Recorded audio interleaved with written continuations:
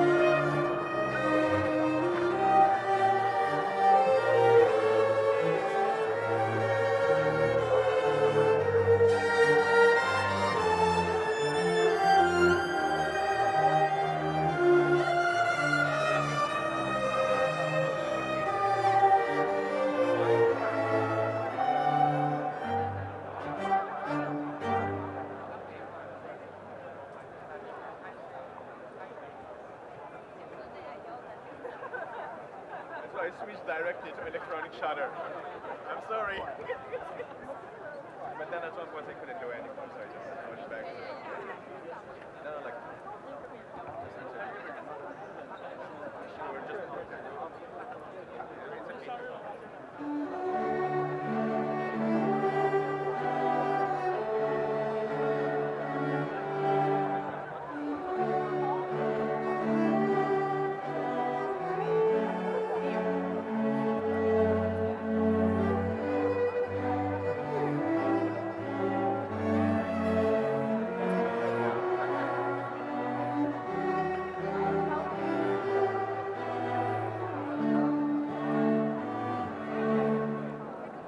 当面孔轻轻穿过了云彩，我看见希望到来。当风捎来了远方的气飘，我听见海的呼喊。哦，海呀海呀海呀，海呀海呀。哦，海呀海呀海呀，海呀海呀。红海的爱永恒如海，不怕前方的路艰难，有你真挚的陪伴，有梦盛开，期待未来，让每个不朽的片段成为生命中的灿烂。红海有爱。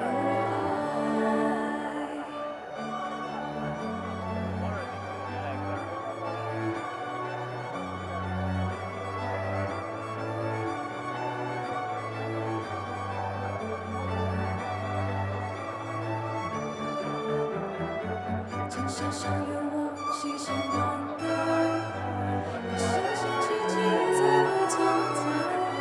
建立起信念，不变的胸怀，我们在一起更勇敢。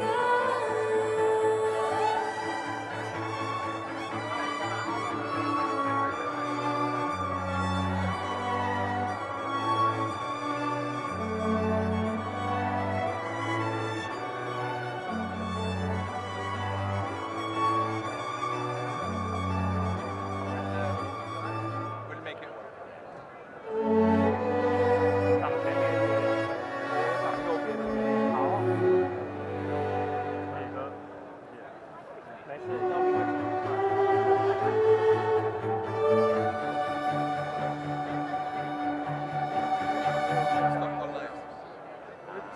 对，他们找来个来， So you don't have to like do it one by one.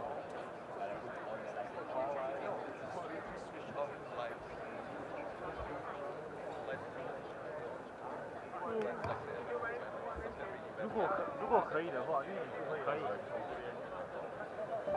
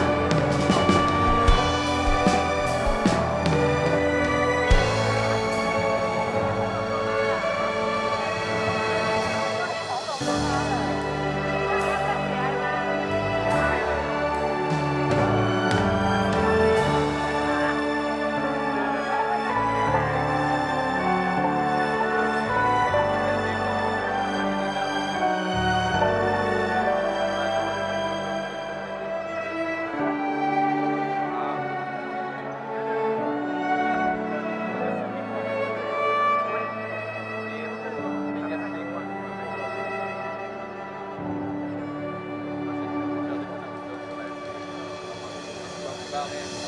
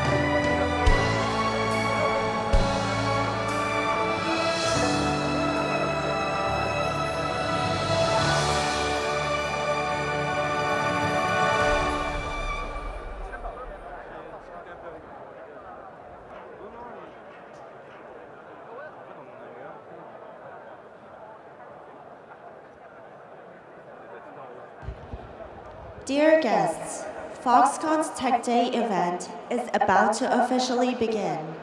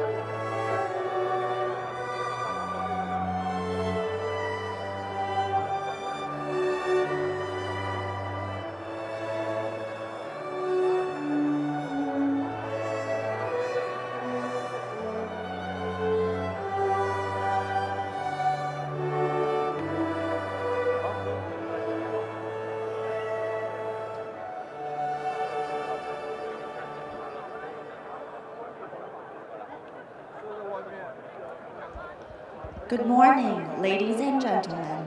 We have arranged a performance by the Handel String Orchestra featuring Director Agwin and Mr. Gu. Please enjoy the show.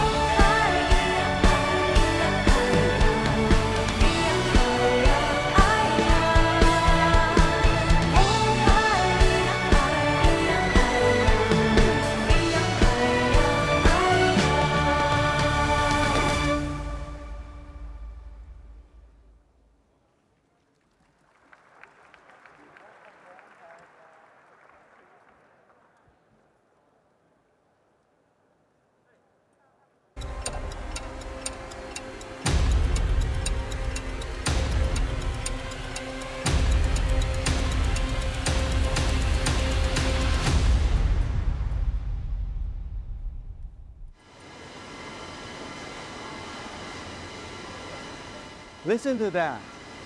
That is the sound of AI. The world's first lighthouse AI server factory is one of ours. I'm standing in it right now. Foxconn commands 40% share of the global server market. Put it another way, Foxconn is the biggest manufacturer of the most advanced AI servers running on superchips. It begins here.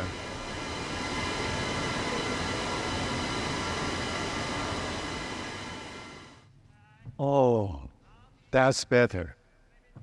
Welcome, everyone. Foxconn is celebrating 50 years this year. Thank you so much for joining us today. This Hon Hai Tech Day is a milestone. The past year has been all about artificial intelligence across industries and current events. AI is pervasive in what we do and how we see in what we talk about.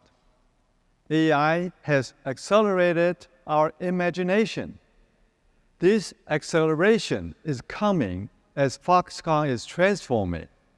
We are redefining ourselves with our 3 intelligent platforms.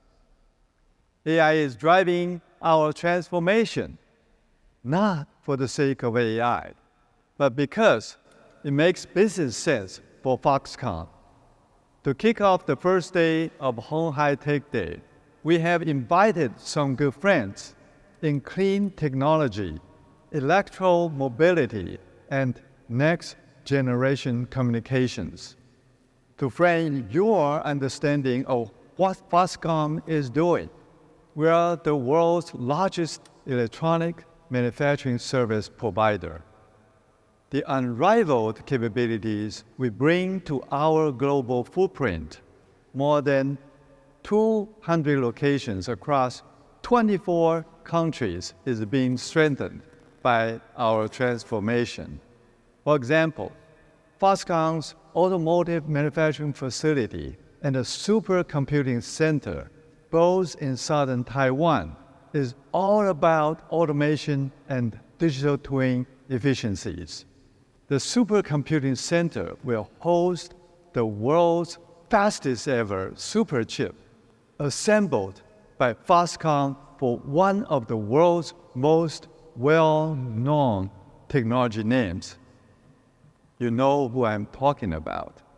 At Hon Hai Tech Day, you will see the very first mass-produced superchip-powered AI server rack in the world. This is all about smart manufacturing. Smart city is about next-generation communications, intelligent urban governance. These need an ecosystem in space. Since we met at Hon Hai Tech Day last year, 2 of our LEO satellites have been circled this planet more than 4,900 times. This year, we'll tell you how compelling collaboration in space will lead to innovative connectivity on the ground. Since 2021, at least 1 new electric vehicle has been unveiled at each Hon Hai Tech Day. Smart EVs. We won't disappoint you this year. The latest models, which you will see this morning, joins a terrific lineup of EVs, displaying our range and maturity in automotive development. The Model C, which the world saw for the first time in 2021, this year completed all 6 stages of the Asia Cross-Country Rally in August. That's 2,100 kilometers over a week. This is Southeast Asia's largest rally and a real test of automotive endurance, safety, and reliability. I'll make some magic and you will see it on the floor in a minute. By the way, the non-racing model has been one of the best selling passenger EVs in Taiwan. We're going to be talking about new energy in more than one way, with a slate of household names participating for the first time in the Hon Hai Tech Day. It is another compelling collaboration that we anticipate will lead to innovations in new energy.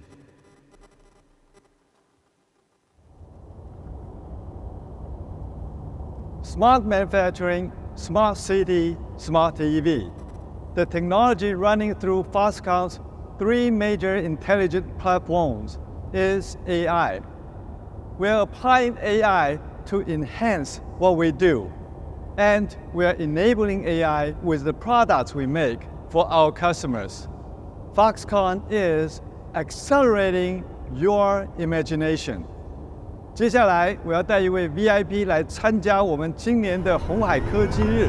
Let's go！Good morning.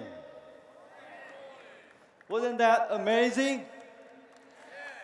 This is a very powerful EV. Behind the wheel is a driving legend in Taiwan. In Mandarin, we call him 车神. Mr. Chen Hehuang.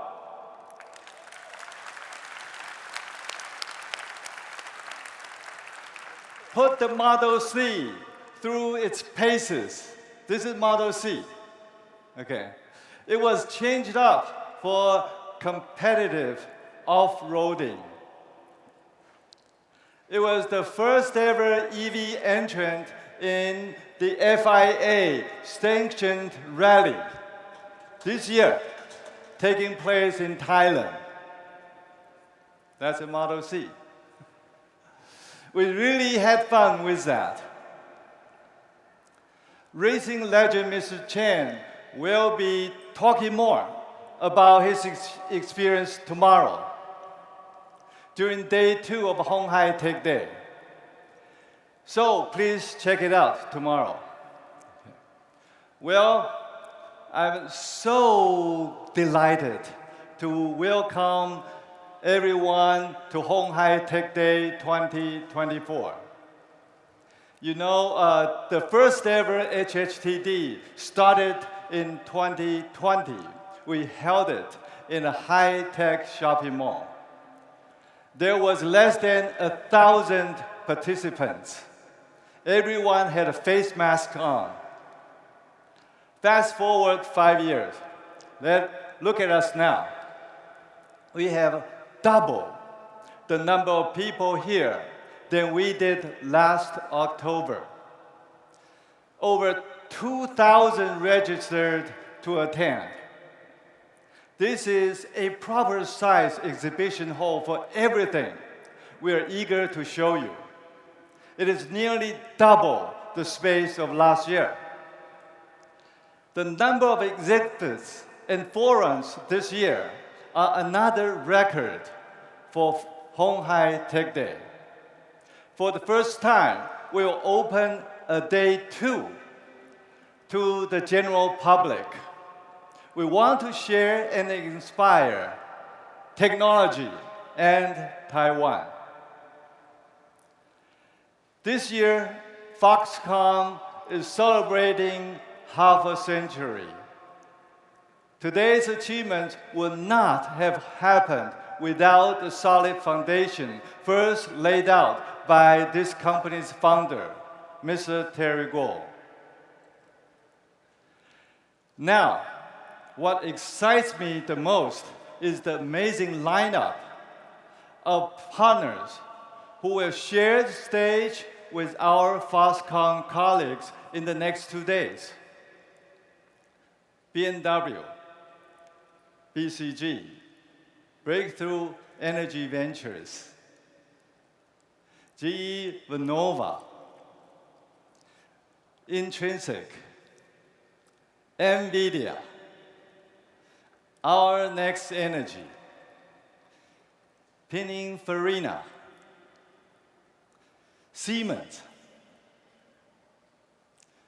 and Thales Alenia Space. For those who have traveled from afar to be with us in Taipei, for those who are taking time to be with us online, let me say thank you for joining us at Hon Hai Tech Day. It is an honor for me to have you all with us. Artificial intelligence makes business sense. Whether you love it or fear it, AI is part of all of us now. Facial recognition to turn on your smartphone, logging into your bank account. AI does it. It doesn't sweat the small stuff. The user experience of the Olympics was enhanced by AI for the first time in Paris. AI can take on the big stuff. Foxconn is big. Our robust manufacturing excellence is being defined or redefined by AI. Emotional customers, dinner at Nobu among tech leaders, the anecdotes on AI demand are compelling. Let me tell you, our supply chain is ready.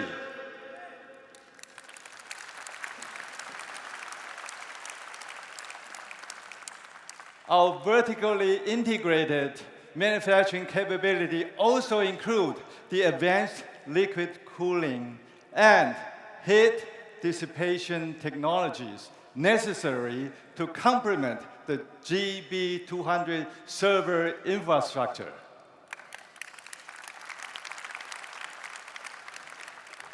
AI key components, AI key modules and boards, AI server and rack, high-performance switches, AI data center.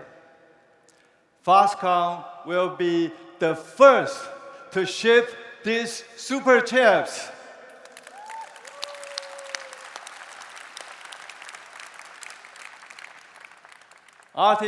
Artificial intelligence makes business sense.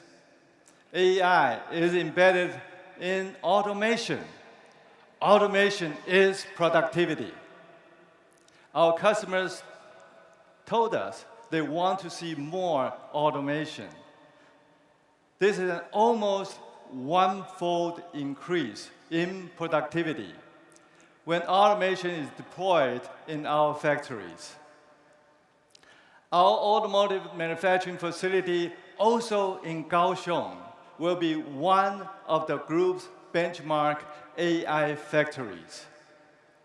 The site will utilize digital twin connected to cloud technologies.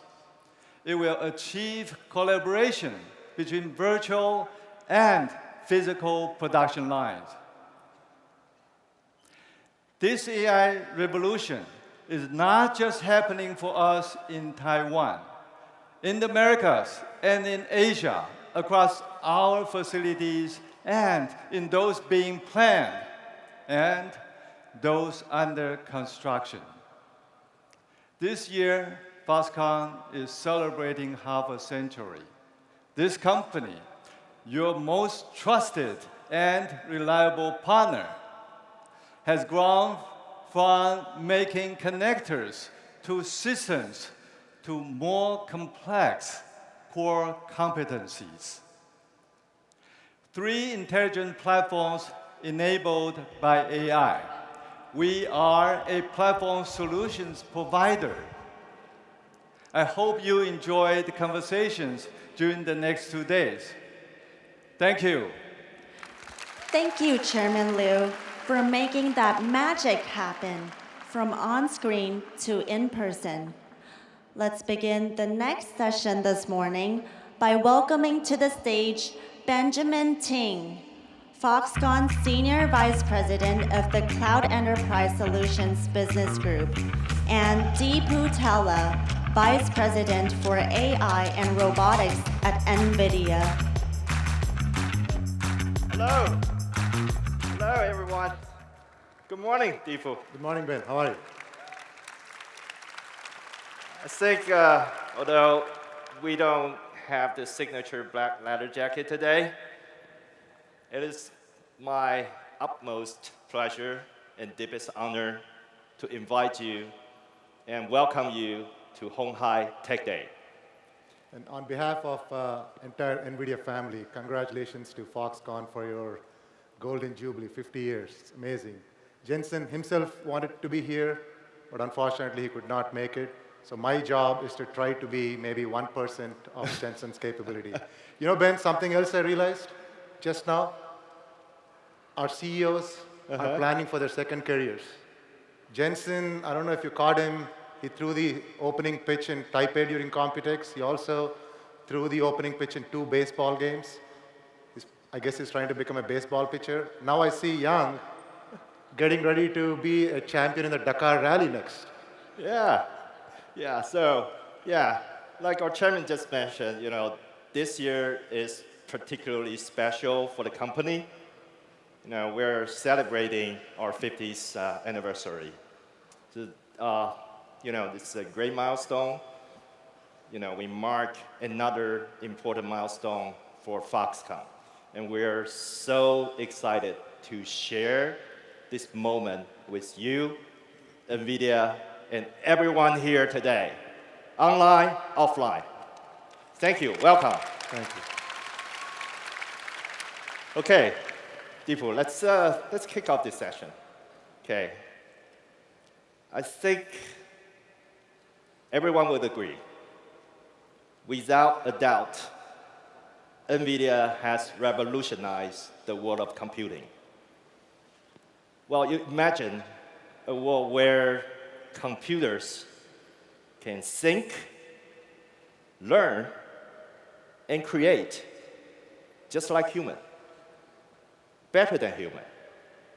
And in the near future, this well surpasses human capabilities. This is not a science fiction anymore. It is happening right now.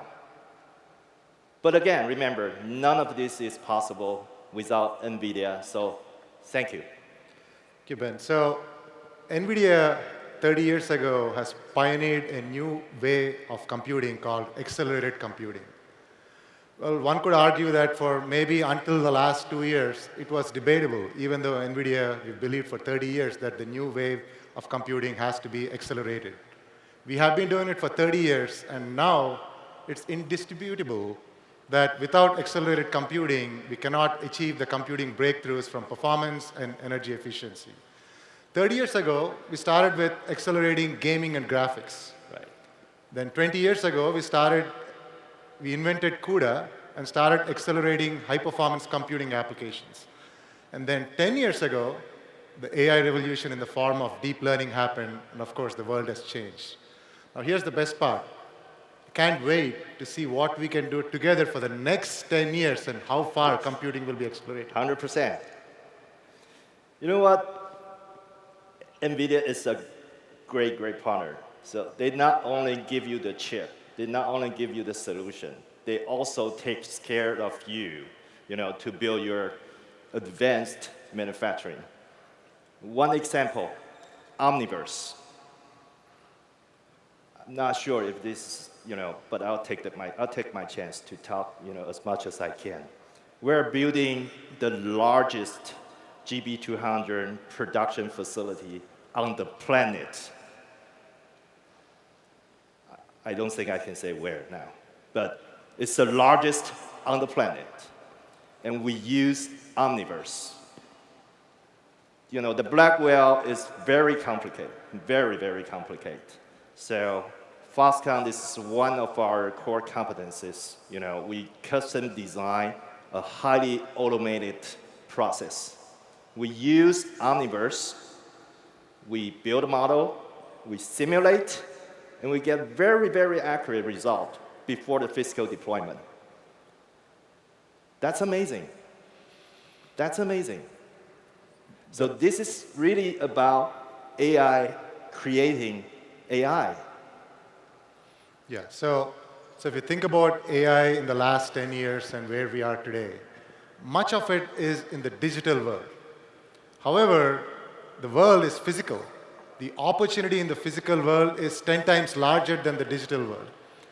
And the only way we can bring these AI technologies into the physical world is to build and train them in simulation. Mm-hmm. And the reason we want to train and train and test them in simulation first is, of course, simulation is much faster, it's safer, it's cheaper. So it is going to be about simulating it multiple times, and when we are sure that the answer is good, we test it in the physical world and then run the loop again with the digital twin. Yes, totally agree. That this is happening right now, and we love it. We love it. But since everyone is asking for Blackwell, so it's hard. It's very difficult not to say something about Blackwell.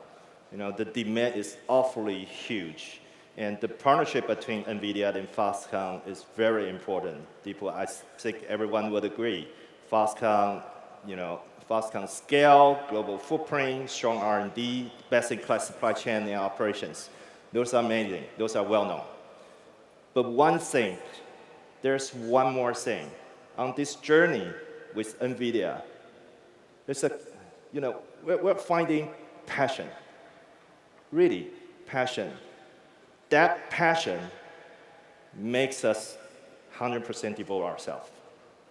That passion makes us to move at the speed of light.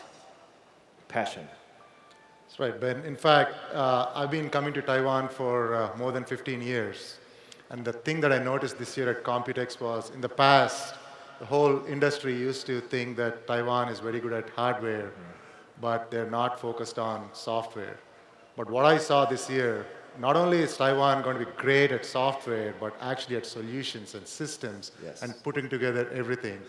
And in fact, I've had the pleasure of working with Foxconn, of course, many of your teams. Yeah.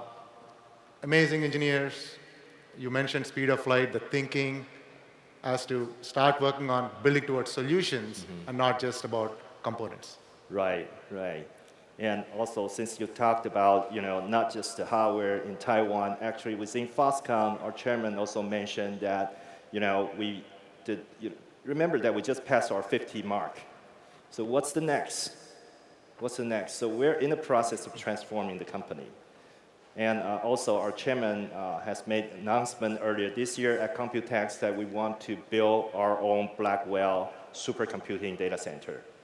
And that's the horsepower, that's the foundation of the 3 smart platforms that our chairman just mentioned. Smart manufacturing, smart EV, smart city. Smart manufacturing, it has been and will be one of the Foxconn's core competencies. Smart EV, fast rising star. The smart city, it will benefit everyone. Underneath, that's the supercomputing power. So we have committed, when it is done, it is going to be the most powerful supercomputer in Taiwan. Yeah. Since we talked about the smart platforms, I would like to introduce my colleague, Foxconn Chief Digital Officer, Dr. Shi Zhe, on the stage.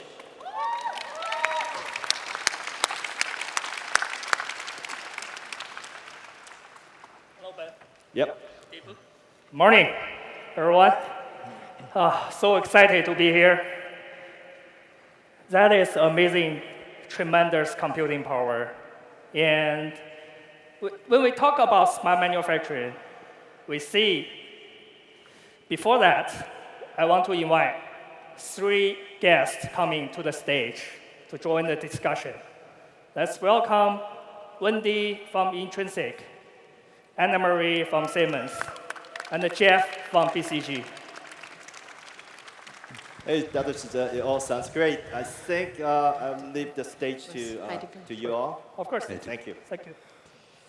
Thank you. Thanks, Wendy. Dr. Clocher. Thank you, Jeff. Stand up. Stand it. Well, smart manufacturing. Well, as Chairman Yang mentioned, we have the 3 platforms, and the smart manufacturing is one of our Foxconn 3 intelligent platforms. The AI revolution is transforming our factories using supercomputing capabilities and generative AI.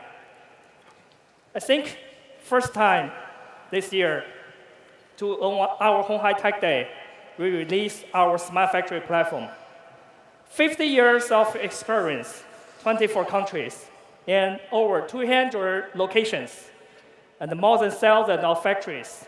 We have a lot of data and the real-world cases. These are very valuable assets for our smart manufacturing platform. By fully unleashing the power of generative AI, I think we are in the journey to rebuild our factories to be smarter, faster, and greener. In short, I think Deepu, actually, we try very hard to use your AI factory to build our factory AI. Would you mind to share more about this? Thanks, Deepu.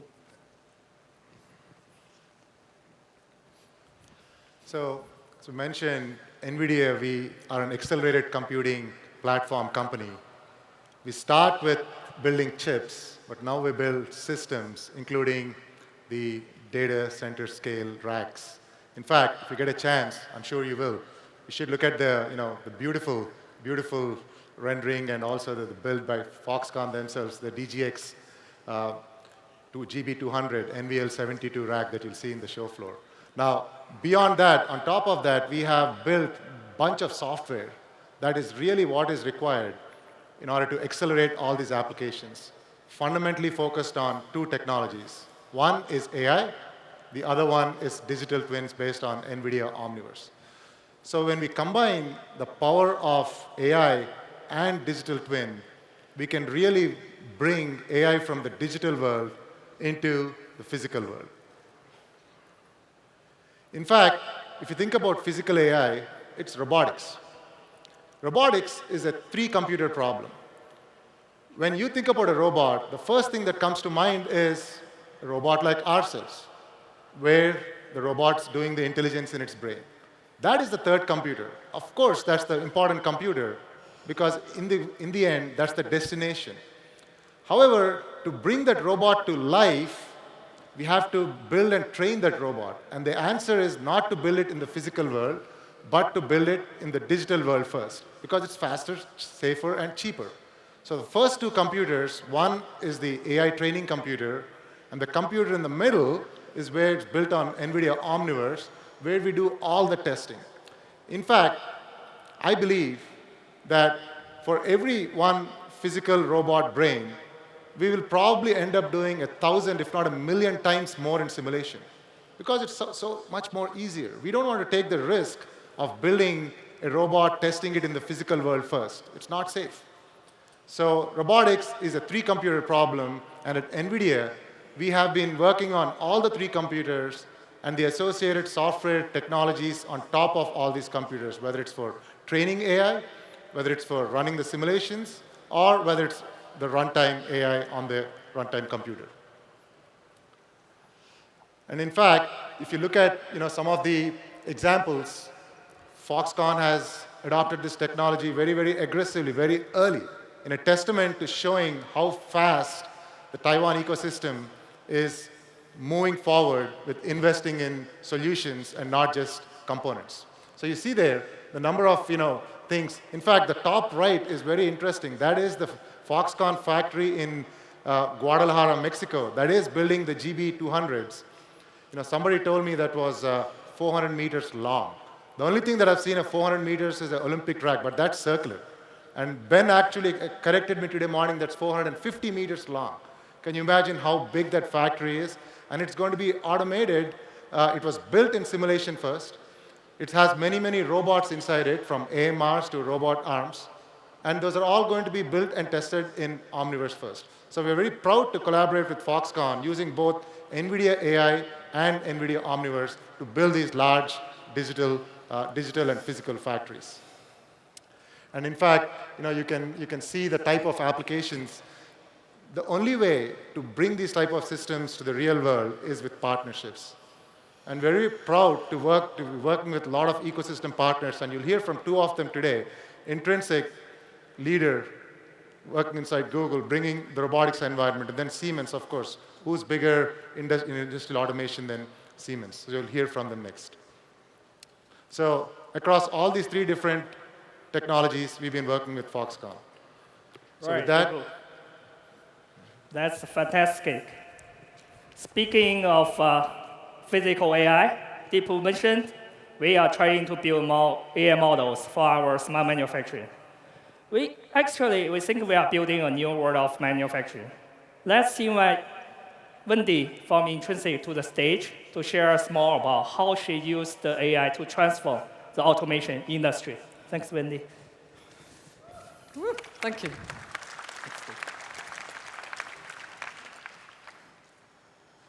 Hello, I'm Wendy Tan White. I'm the CEO of Intrinsic. What is Intrinsic? We are a software and AI company. We're a sister company to Google, part of the Alphabet Group. And our whole purpose is to bring the value of AI into the physical world for you.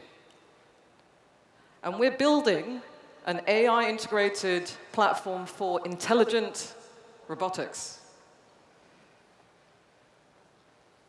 And our goal is to make it really practical and straightforward for developers and businesses to engage in robotics in an affordable and productive way. And to do that, we're building an AI-integrated platform for intelligent robotics and automation that is independent of hardware and devices. In fact, we interface with many different robot brands, for example. And with these AI-enabled skills and sensor-enabled data, we allow robots with automation to see, to feel, and to move. With digital twins, we can simulate the physical world, but we can also deploy into the real world in seconds. And this is going to enable you to customize your processes so you can create more adaptive and reusable automation solutions. Now, what I'm really excited about to share with you today on Foxconn's 50th birthday is we are announcing a very deep partnership with Foxconn. And we're super excited to be here today with you. And we have a shared vision with Foxconn for making the intelligent factory of the future a reality. With Chairman Liu, with Dr. Shi, and the Foxconn team. I'm bringing together Foxconn's smart manufacturing platform, and we're going to bring together Intrinsic's robotics and AI platform. We're going to use adaptive and reusable automation solutions, and we're going to unlock assembly tasks, logistics, testing, and other valuable solutions for Foxconn, and at scale. And we're going to bring AI to every level of magnitude, from individual small tasks to production lines to orchestrating at the factory level as well. And together, we're going to solve old problems in a new, more sustainable and economical way. And we're going to bring in a new generation of manufacturing with AI at the core. And we're really excited to be here today with our existing partners, NVIDIA. Deepu from NVIDIA is here, Anne-Marie from Siemens, and Jeff from BCG. And of course, our wonderful team from Intrinsic is here too. Thank you, guys. Foxconn is bringing together the best in the ecosystem. Now, what does this really mean for the broader electronics manufacturing industry? It means we're moving towards a flexible, intelligent factory. Imagine you're building a whole production line, and it can adapt to making smaller, mixed batches of products and whole workflows that can be reused and replicated again in other factories, whether they have a big or a small footprint. And we can do this globally. And these innovations will enable people to do things they could not do before with automation on the factory floor. You're going to be able to do seeing with AI, the ability for cameras and sensors to identify and see and understand objects in space. You'll be able to feel with AI, skills using force-guided sensors. You'll be able to move with AI, robotic motion planning, and the ability for robots to move automatically while avoiding collisions. Together, we are going to make the intelligent factory of the future a reality, and it's going to be incredible to see how AI will transform the manufacturing ecosystem with Foxconn leading the way. That is, Thank you. Thanks, Wendy. I think that is fantastic. Besides building the IJI with automation system, we are also building AI systems and the digital twins for our entire factory. Our partner today here is a global leader in both automation and industrial software, Siemens. Let me bring Anne-Marie to the stage. Thanks, Anne-Marie. Need it. I don't need it.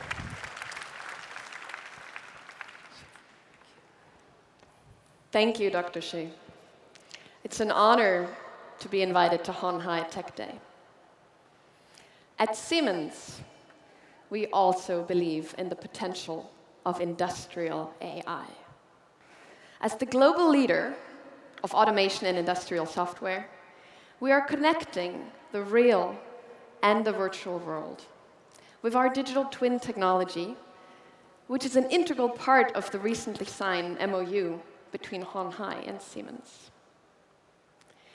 By using digital twins, we can create a virtual copy of a real factory.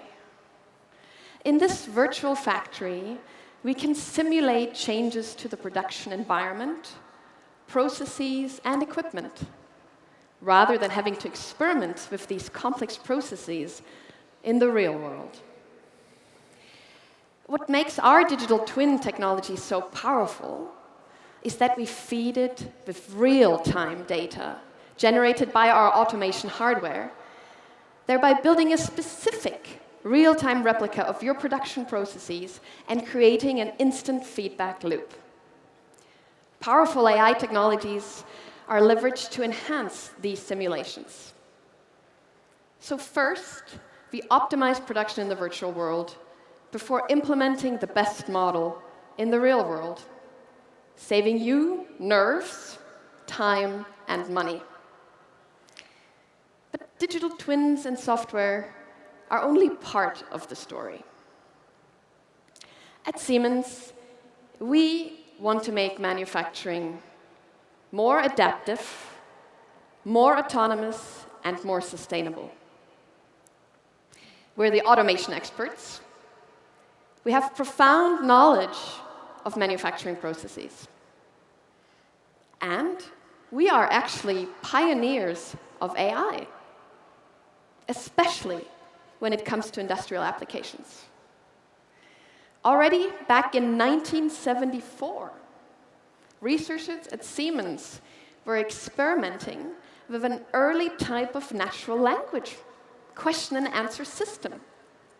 You could say, kind of like the grandmother of ChatGPT. We are at the cusp of a new age in industrial manufacturing. We can reach new levels of productivity, autonomy, and people centricity if we leverage the power of AI. The equation is simple. More speed, more flexibility equals greater efficiency. And efficiency simply translates to more money. To unleash this potential, 3 things will be necessary.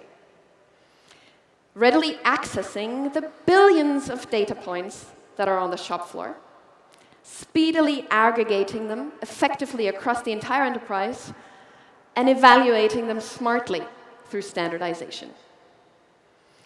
Imagine you can organize and analyze the data from your automation hardware on the edge or in the cloud using state-of-the-art AI technologies and feed the results back instantaneously to the shop floor to adapt your production processes in real time and at scale.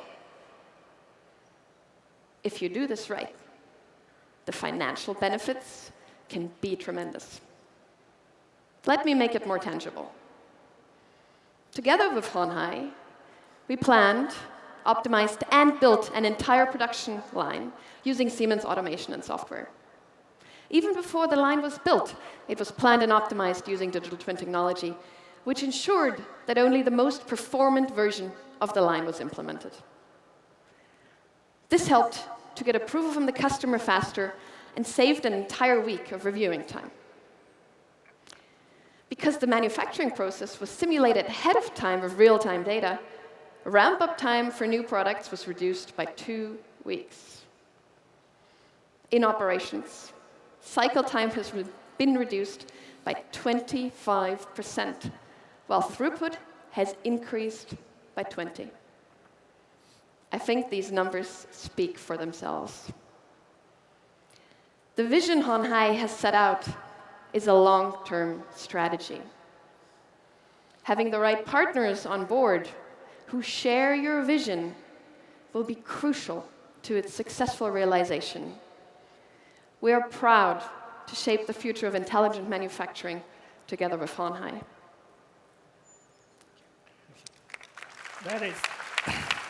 That is a very impressive achievement, Anne-Marie. Thank you. I cannot wait to see more generative AI in our manufacturing. Let me bring Jeff from BCG to talk about how the power of Gen AI in manufacturing. Thanks, Jeff. Thanks, Dr. Xu. It's a real pleasure to be here today at Hon Hai Tech Day. I come from BCG. We have a heritage, of course, in strategy, but manufacturing transformation, and are now the leading AI consultancy. We're very privileged to help Hon Hai Foxconn ensure that AI makes good business sense. AI is at the center of the transformation into a smart manufacturing platform. All the initiatives to incorporate the great technologies and partners that we're hearing about today, and you'll hear about this afternoon, are brought together in an initiative at Foxconn called Genesis. Genesis is about harnessing the power of AI and generative AI for manufacturing. Now, if we think about AI, what do you need to get real value? A few things are very important. Indeed, one needs great human expertise. One needs the right amount of compute. You need IT, OT architectures. But very critically, you need data to be differentiated. One of the great advantages that Foxconn has is arguably the world's leading and largest manufacturing data set, driven by the large footprint that we've been hearing about today. Now, those data, when combined with generative AI, but also machine learning, optimization, and other technologies, yield measurable impact in OEE, in throughput, in CapEx avoidance, and make good business sense. The factory of the future, as envisioned by Foxconn, is built upon 3 principles, which we call ASL. Autonomous, meaning data and algorithms together recommend interventions, recommend other settings, and things to be done on the factory floor to the still very important human operators. Scalable, meaning these are not use cases that are stuck in POC or pilot, but rather are deployed to the global footprint, and the global footprint actually benefits all the solutions as a whole. And learning, meaning when a problem or a defect is solved in one place, that information, that learning is then incorporated into algorithms that yield better performance going forward. So ASL is the set of principles upon which Genesis platform is being built. Let's make this real for a moment. If we think about injection molding, right? Really the one core bit of manufacturing process. Foxconn operates over 10,000 injection molding machines around the world today. Injection molding machines require a very skilled operator to dial in very precise settings, both at the point of new product introduction and to manage defects during mass production. What is being deployed now is systems that leverage machine learning, expert systems, all with generative AI interfaces to support those technicians with the right recommendations such that they don't have to waste their time on the easy problems and can focus their precious time solving the most difficult problems. We encourage you to visit the exhibition over here later this afternoon to go in more detail on this use case and many others as well too. Now, bringing this all together takes a village, requires 4 pillars, right? So 4 pillars are being built as part of Genesis. The first is what is colloquially being called the App Store, but is really the collection of value-adding and real impact use cases that matter, right, on the factory floor around the world. Second, and very importantly, is the IT-OT architecture. How are all of these data being linked all the way from automation, various machines, into compute to create these recommendations? Third, and very importantly, is tokenization. How are all these data being leveraged, while also, very importantly, protecting customer proprietary information, but still supporting the learning systems? And last but not least, of course, the ecosystem, because it requires, I'd say, best-in-class and best-in-world technologies, capabilities, and processes to make this work, and hence incorporating all the things that we've heard from NVIDIA, Intrinsic, and Siemens today. Thank you very much. Thanks, Jeff. You know why Chairman gave the name Genesis? Because Genesis means the beginning. We are at the beginning of the new era of industrial evolution. Before we wrap up, I want to give you one more thing. This is how Genesis brings us to the future of manufacturing. Foxconn has pioneered large-scale manufacturing for over 50 years. With 205 factories across 20 countries and over 900,000 employees, Foxconn generates an unparalleled amount of data every second.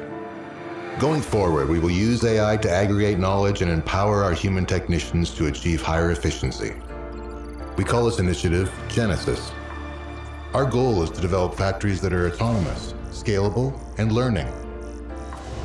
We are poised to lead the charge alongside our partners to overcome obstacles and to set new standards. We invite you to see our progress and innovation firsthand in today's Han High Tech Day. Thanks.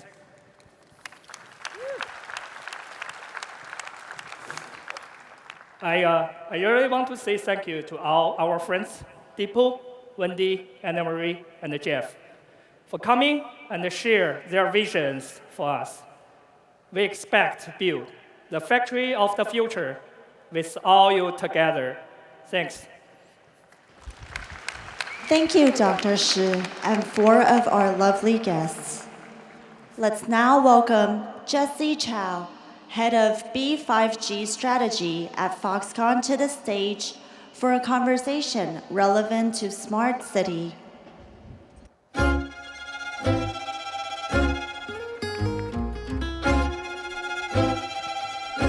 Morning, everyone. I'm Jesse. I think that was a very inspiring panel from Dr. Shi. Thank you. And now, let's explore another smart platforms that connects from Earth to space. Last year, we achieved our first milestone by launching our 2 Pearl CubeSat into low Earth orbit. This year, we aim to further accelerate your imaginations as we look towards 2030. By 2030, the smart city will enter a whole new era enabled by the 6G network standards. This will leverage the strengths of LEO satellite networks to provide ubiquitous connectivity, and also, we have NVIDIA's here, right? AI-enabled infrastructures and ultra-low latency services wherever you are. At Foxconn, we're expanding beyond making devices. We're building platforms that connect them globally. We're creating a network of satellites to link smart factories, cities, and soon, the smart AVs. To achieve that, Foxconn cannot do it alone. We need a strong partner. To tell you more, let's welcome one of my good friends from Thales Alenia Space, Didier Labouche. Hello. Very happy to be here. Yeah, thank you, Didier. Didier, thank you for coming all the way from France. Would you like to give us, our audience, a quick overview of what your company does? Yes, thank you, Jesse. So my company, Thales Alenia Space, is a joint venture between two big groups in Europe, specialized in electronics, in cybersecurity, in aeronautics, and defense. The groups are Thales on one side, headquartered in France, and Leonardo, headquartered in Italy.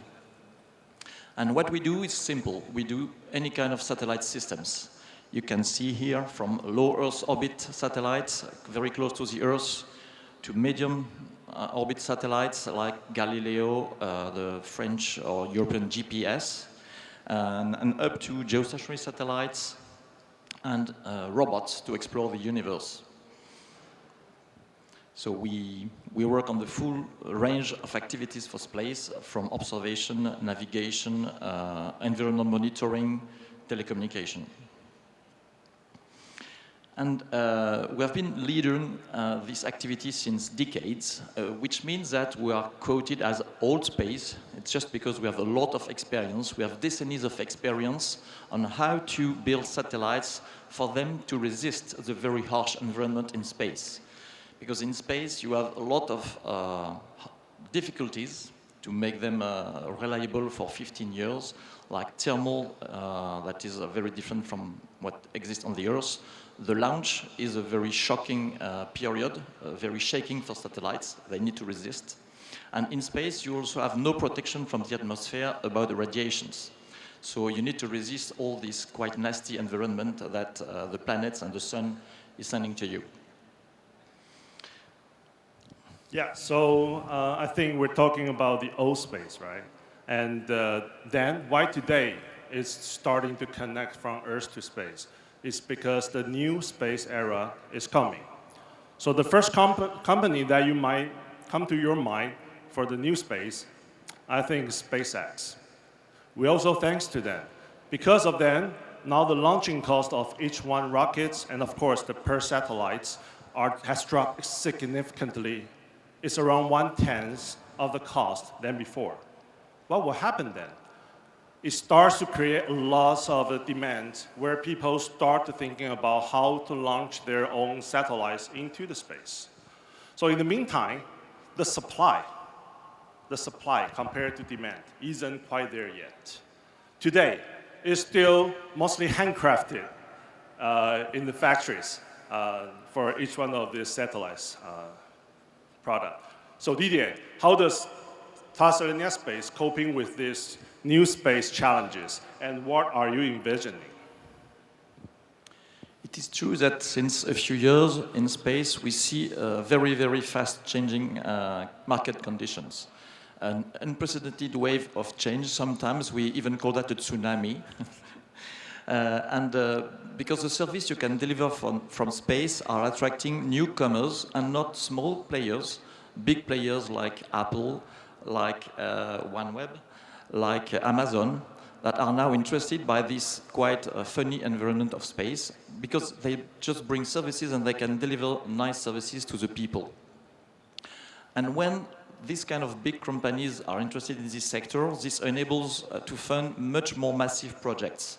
One order sometimes 2 orders of magnitude bigger projects than in the past. And when you have much more capex to be invested, you can build much more satellites, and you bring them close to the Earth in order to reduce latency, for instance, or to improve the observation. And this is changing the way to produce them, because we need much more automation, much more industrialization. And this is where Foxconn is a great player. And this explains the strong motivation of Foxconn to explore what they can do in the field of space. So I think with Foxconn strengths, then we could do a much faster and more affordable satellites for each one of these. So allow me to introduce this partnership, because today Foxconn brings expertise in high-tech manufacturing. Thales Alenia Space masters these satellite technologies. Together, we build this strategic partnership and to build this smart platform that will span from the ground to the space. Didier, can you tell us a little bit about the new features that we are envisioning for this new space design? Sure. Yes.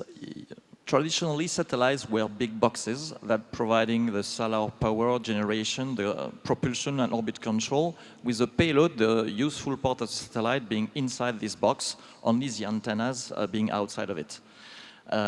Today, in order, for instance, to connect smartphones, like this one, to satellites, or to connect electrical vehicles, because they need connectivity everywhere at any time, we need to reinvent the way to build those satellites. And the new satellites, as the one you see here, are in fact large antennas. It's like flying antennas, and all the platform subsystems are built around this antenna. This enables to stack the satellites, one above the others, to launch them by tens. They can weigh a few hundreds of kilograms up to 1 or 2 tons, depending on the power.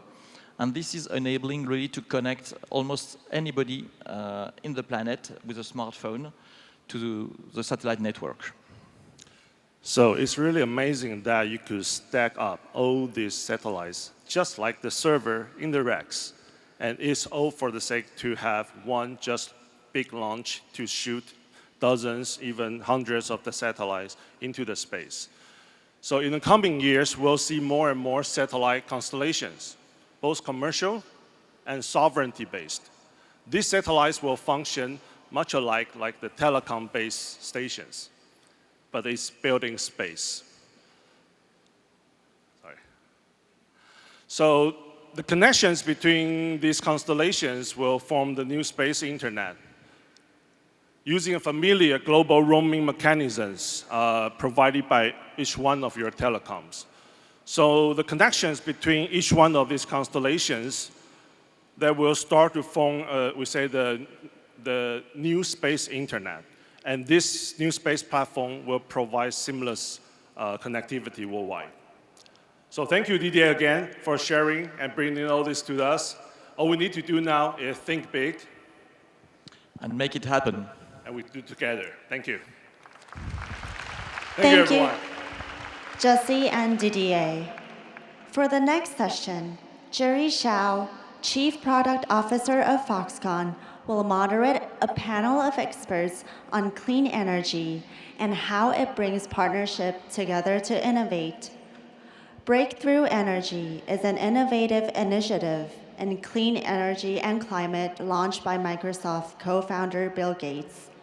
GE Vernova, with roots from General Electric, seeks new energy that is good for the Earth as it continues its pathway that was laid down first by one of the world's original innovators, Thomas Edison. Our next energy is all in to be a household name in battery technology in the United States.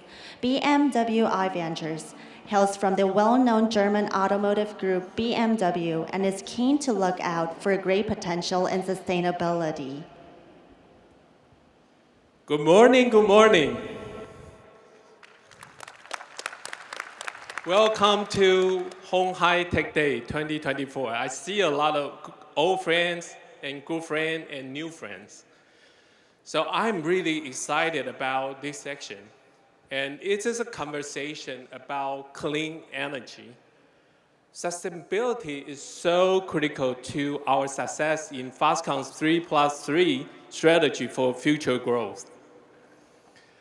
Foxconn has invested over $10 billion and achieved encouraging results through new partners and new technology. Today, we invite 4 of our key partners for this discussion. Achieve the net zero, we are building a team here and going to do great stuff, not only for next decade, next century, or not just next year. So we're working so hard together. This will be a lightning round of insights. I would like to ask each executive on the stage to share with our audience 3 insights. First, why you are here at Hon Hai Tech Day. The second, what is your connection to Foxconn? Lastly, what is the key takeaway in clean energy you want this audience to remember? Why don't we have Libby start, then you hand over to Roger, then Majid will follow. Finally, we have Marcus. Libby, floor is yours.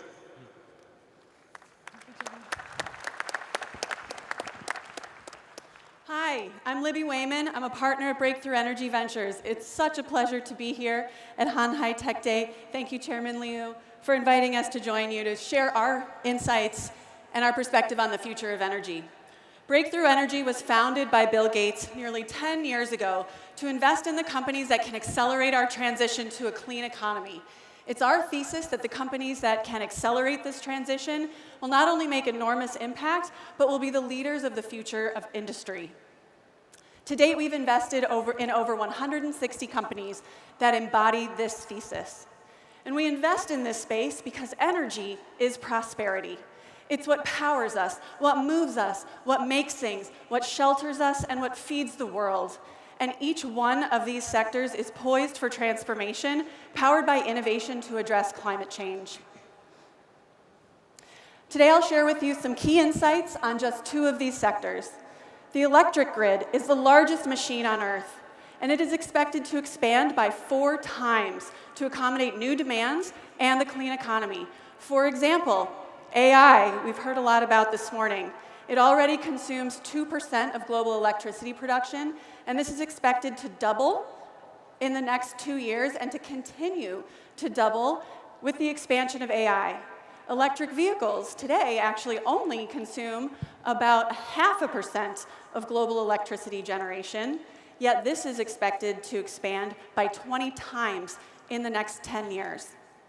And electricity will be generated in new ways. Today, over 75% of new capacity added to the grid is from solar and wind, yet only 15% of electricity that's actually generated is from renewable sources. This means that this growth will continue for decades to come as renewables displace other sources of electricity production. However, significant barriers still remain to fully decarbonizing electricity production. First, we need dispatchability. That means getting electricity when and where we need it. We also need base load power because solar and wind aren't always available when and where you need them. One of the most promising technologies for base load power is actually fusion. After decades of research, scientists have now demonstrated net positive electricity production from a fusion reaction. And on the left is a view of a fusion reactor that is now being scaled up to a commercially relevant scale outside of Boston, Massachusetts. Dispatchability, getting electricity when and where we need it, will be enabled by expanding transmission and deploying significant amounts of electricity storage. All of these sectors represent enormous opportunities to address climate change and also for economic growth. Transportation is another sector that's on a similar trajectory. In 2023, 14 million electric vehicles were sold. This is a 35% increase over the previous year and a 600% increase over 5 years. Yet, Yet,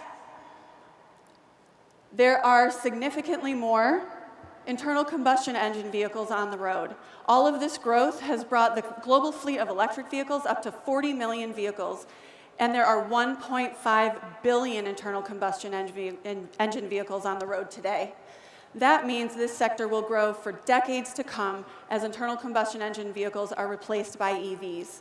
Yet this growth has barriers as well: cost, range, materials availability, and battery safety. The companies that develop and scale battery technologies to address these barriers will not only make impact on climate change here, but will also be poised to lead in this enormous growth market. The road ahead will not always be smooth. There will be challenges. We will face shortages. We will face times of surplus, dramatic price declines and spikes. Yet the companies that persevere and invest in discovery, development, and deployment of clean energy technologies will not only make a global impact on climate change, but will also be poised to be leaders of the future. And we look forward to expanding collaborations to bring these technologies to global scale manufacturing. And now I'd like to invite Roger Martella from GE Vernova to the stage to share with us how GE sees these opportunities.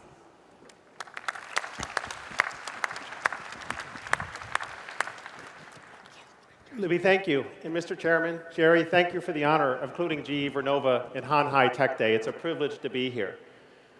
When Thomas Edison invented the light bulb and founded General Electric, he started the first electrification revolution. And in the 130 years since, the inventions he created, the companies he built, have lifted up the quality of life for billions of people around the planet. But today, we're at the beginning of a new revolution, a clean energy revolution. An energy revolution focused on electrifying the planet, decarbonizing the energy sector, and sustainable economic development for everyone. But this time, GE cannot do it alone. We're going to lead this clean energy revolution together with our partners, one of the most important of which globally is Foxconn. So it's an honor for us to be here. And with that, I would love to introduce our CEO, Scott Strazik, to share what GE Vernova is doing and how we're collaborating with Foxconn. So if we could please share Scott's video.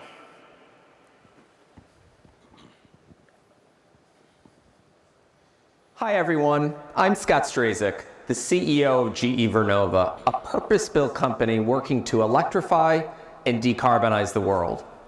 Thank you to Foxconn for the honor to participate in this year's Han Hai Tech Day. Your work across the globe is incredibly important, and it is an honor to talk with you today. While I unfortunately could not be there in person, I have fond memories of my previous trips to Taiwan and look forward to visiting again soon. At GE Vernova, our technology helps generate 25% of the world's electricity. We are uniquely positioned with solutions across our power, wind, and electrification segments, each with their own distinct product and service offerings delivered on a global scale. Building on GE's rich history of innovation, we're investing over $1 billion a year in research and development to commercialize breakthrough technologies. And we are especially proud of our work across Taiwan's energy sector over the past 60 years to support its efforts to electrify the country while innovating clean energy solutions. Our 200+ employees in Taiwan are motivated and well-positioned to support the government today, best evidenced with almost 10 gigawatts of new gas power awards we have received since 2019 that we are currently installing and commissioning. We value Foxconn's leadership for Taiwan and the world. The work that Foxconn and its partners do is lifting up the quality of life for people everywhere, catalyzing global economic development and innovating cutting-edge technology. We're proud to grow our partnership globally as both companies work to solve some of the world's most pressing challenges. As Taiwan and the world rise to meet the demands of the energy transition, GE Vernova will continue to offer strong partnership and collaboration with governments, customers, and stakeholders to tackle the toughest challenges ahead of us. The future is bright, and thanks in part to the good people here in this room, I truly believe we have the energy to change the world. Thank you, and enjoy the conference. Scott, thank you. So very briefly, in terms of how we are approaching this challenge, if we could go back one slide, please. I probably hit the button too fast.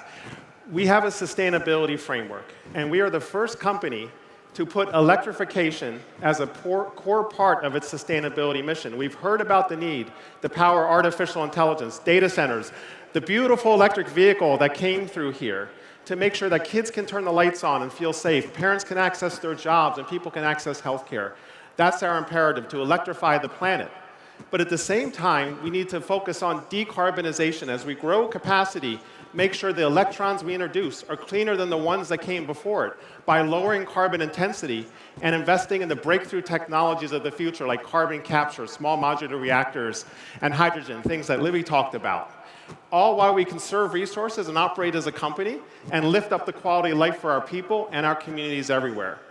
So we support that with our performance, but as I said in the beginning, we cannot do this alone, and that is why we're so proud of Foxconn's global leadership and the unique role that it plays with its electronics expertise, with its manufacturing prowess, and its global scale, and our partnership together to expand their presence in the United States, to bring the best of what they do, to serve for the benefit of electrification, decarbonization, and sustainable economic development through their leadership in helping us to deliver battery storage manufacturing in the United States that will service all of those goals. As I said, this is the beginning of a revolution, the clean energy revolution. We're proud of our partnership with Foxconn. We're proud of Foxconn's leadership, and we have confidence that when history looks back on this, they're going to be at the table as one of the global leaders that help solve the world's most pressing challenges together. Thank you. Thank you, Roger. Thank you very much, Roger. And it's a pleasure to be here at Han High Tech Day to share this vision that GE just expressed. Now, as Jerry has brought us together in partnership with Foxconn, it's inspiring to witness Chairman Liu's 3+3 vision in action. The electric vehicles that you have on display are truly remarkable. We want to position ourselves with Foxconn to become a global leader in electrification. As One and Foxconn has started working together, we established 3 points of commonality. Our vision at One is simple. We're here to solve and improve the range of electric vehicles because that is the most essential element to commercializing a successful industry that electric vehicle buyers are interested in. We want to make sure that safety is at the center of everything we do. We can't afford battery fires. We have to put an end to catastrophic thermal runaway and battery fires that can threaten products. And very specifically, working with Foxconn, addressing the topic of global supply chain. Scale and the people that scale will be the first to win the marketplace. I want to introduce now 3 technologies. The first technology is a 1,000-kilometer battery. The second is a 600-kilometer battery that can recharge 500 kilometers in 15 minutes. And the third is a smart battery that starts to connect the automotive industry and transportation with the grid. This 1,000-kilometer battery was birthed as an idea in 2021. Working with Marcus at BMW and with all of our partners at BMW, we started to develop this technology in 2021 in joint partnership. And in 2023, we were able to demonstrate a 978-kilometer drive on a single charge with BMW. This begins the revolution where an electric vehicle can become the only vehicle that you need. Right now, electric vehicle adoption has hesitated because of range. As we start to develop our strategies for electrification, we have to deal with the topic of battery fires. It is not acceptable that you have recalls that can threaten the business viability, that you have cargo ships with EV fires that can threaten insurance industries' willingness to ship batteries and electric vehicles across the oceans, and that you can threaten apartment buildings with battery fires in garages. These are topics that One deeply cares about in the development of technologies that can solve and make sure that energy transition is successful. Now, our battery technologies, if you go back to around 2020, leading developers of LFP or iron-based battery technologies in China had achieved about 400 kilometers of range with a safer battery that was lower cost and had a more durable supply chain. But that was not sufficient for the Western markets. The Western markets had set the bar at around 500 or more kilometers of range. We are now working on an iron-based battery that can deliver 600 kilometers of range, recharge in 15 minutes, 500 kilometers. And to give you an example of how powerful that can be, if you were to circumnavigate the Taiwanese island, 1,500 kilometers, you'd only need to stop twice to recharge, and each stop would only be 15 minutes. That could be a powerful future to enable this electrification journey. Our final stop in our battery technology review at ONE is a smart battery. A battery that could back up your home for days if you had a power outage during a storm. A battery that can serve your automotive needs and transport you back and forth to work and take long trips as we described. But importantly, that same battery, as Roger has outlined the vision for grid batteries, can service the grid. While you're at work, your battery's working hard to earn revenue for you. That is a very different future, where you're buying an electric vehicle. And if I look back at the Apple example of iPhone, the most important aspect of what changed our lives permanently was the advent of something called the App Store. It was a marketplace. Think about a smart battery, an energy marketplace, where that same battery in your car services the grid and earns revenue like $1,000 a year. That changes the game on electrification and adoption.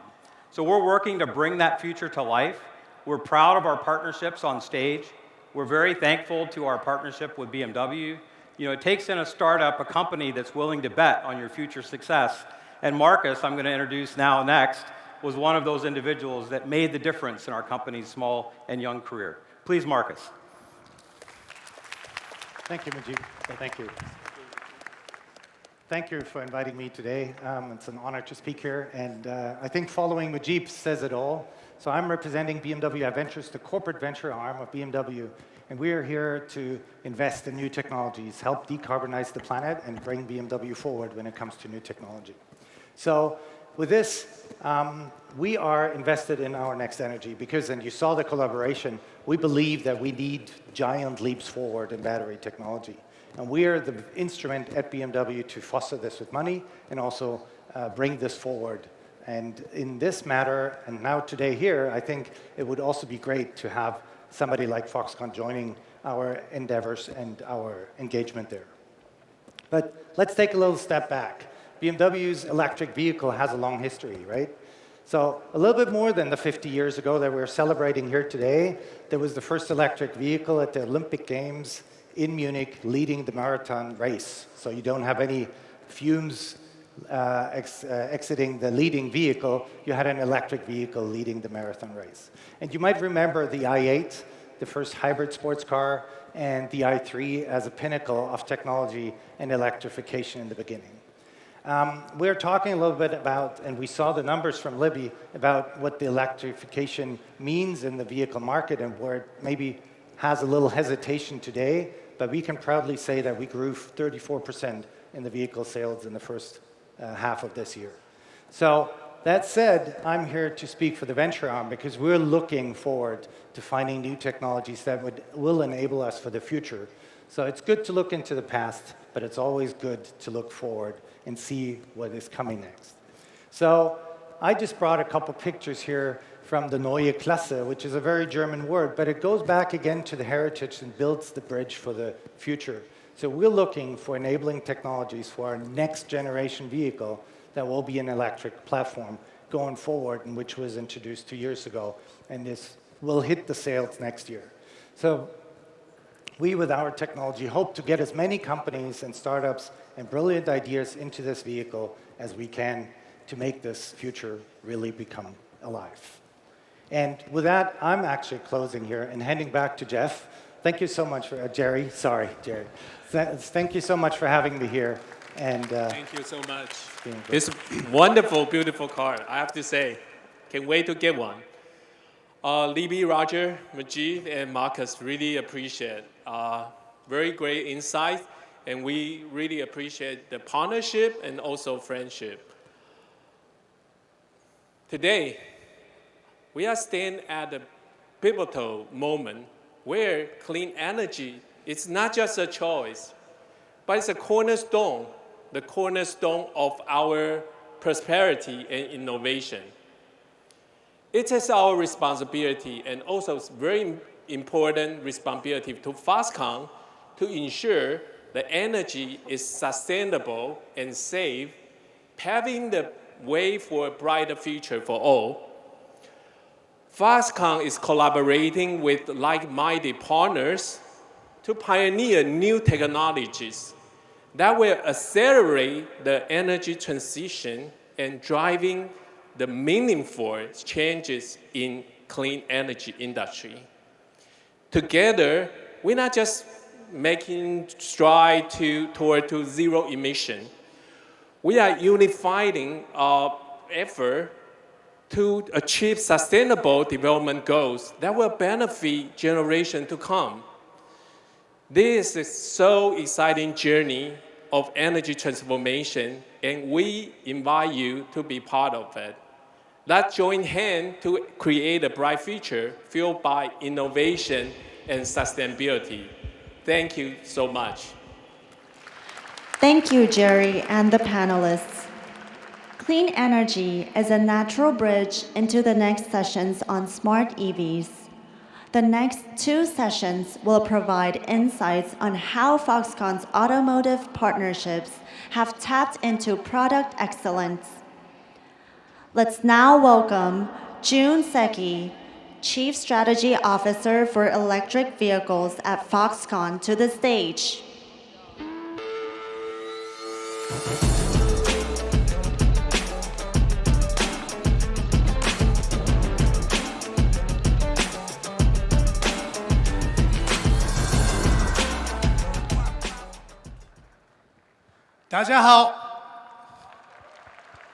Guten Morgen, bonjour, and ohayo gozaimasu. So let me revisit Foxconn EV strategy a little bit. Our core business is, of course, assembly, contracted manufacturing, same as like smartphones, laptop, game machines. But thinking about EV business, we needed a little punchy spice. That is DCDMS. D for design. Why we need a design service together with assembly service? Because when we look at the EV market, we are seeing many non-auto EV players. Of course, they don't have EVs. And also, even traditional OEMs, sometimes they need lineups from us to make time to market shorter, investment market smaller. So that's why we have a CDMS together with CMS. Then after my sessions, 3 new car comings, and then those are extending our business for more flexibility to customers. And also, we do this design service for component side. From left-hand side, you see components, module, and platforms, and also even after sales.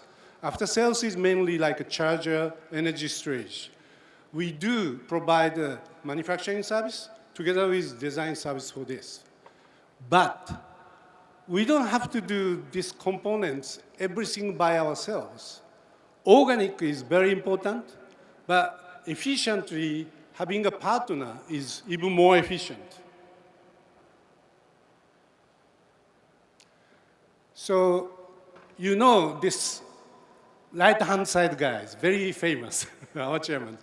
Left-hand side guy, Dr. Crane Holger, CEO of ZF, was on this stage with me last year Honhai Tech Days.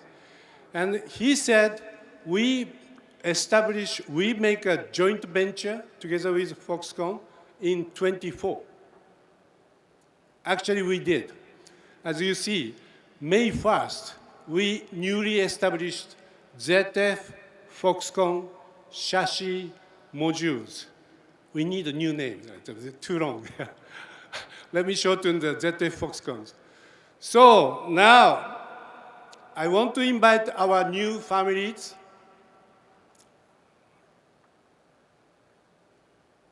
Sorry, it's moving, not moving. Yeah. Mr. Ekdorf, CEO of our new joint venture. Come on stage. Eik.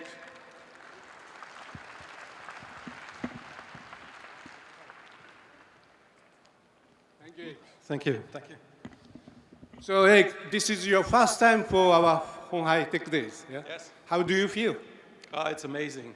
It's really a great show, great honor to be here, and learning a lot, very inspiring sessions up to now. Yeah, so many people. Yes. Probably we must worry about food court after this session. Okay, so Eik, first, can you provide the outline of our joint venture? Okay, our company, essentially everybody knows what Foxconn does for the mobile phones, right? So what we do for the automotive industry is exactly the same. We provide axle and chassis systems for the automotive players of the world, the premium manufacturers. You see the brands located here. We have about 3,500 people worldwide in 27 locations over 13 countries.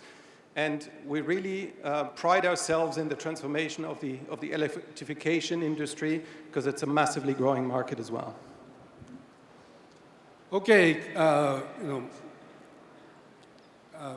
when we're talking about our components, today, many people talking about AIs, high technologies, digitalization, satellite. Our component looks like a very much traditional component. Under this digitalization world, can you explain us why market is focusing this product, why you are growing so fast? Okay.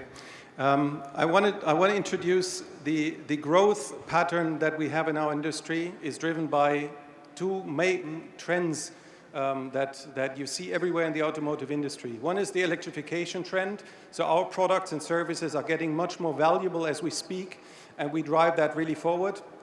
And the second driver is the outsourcing trend itself. So where the OE manufacturers are focusing on their differentiation, on their powertrains, on their differentiation between the different players in the market and give more content to other players.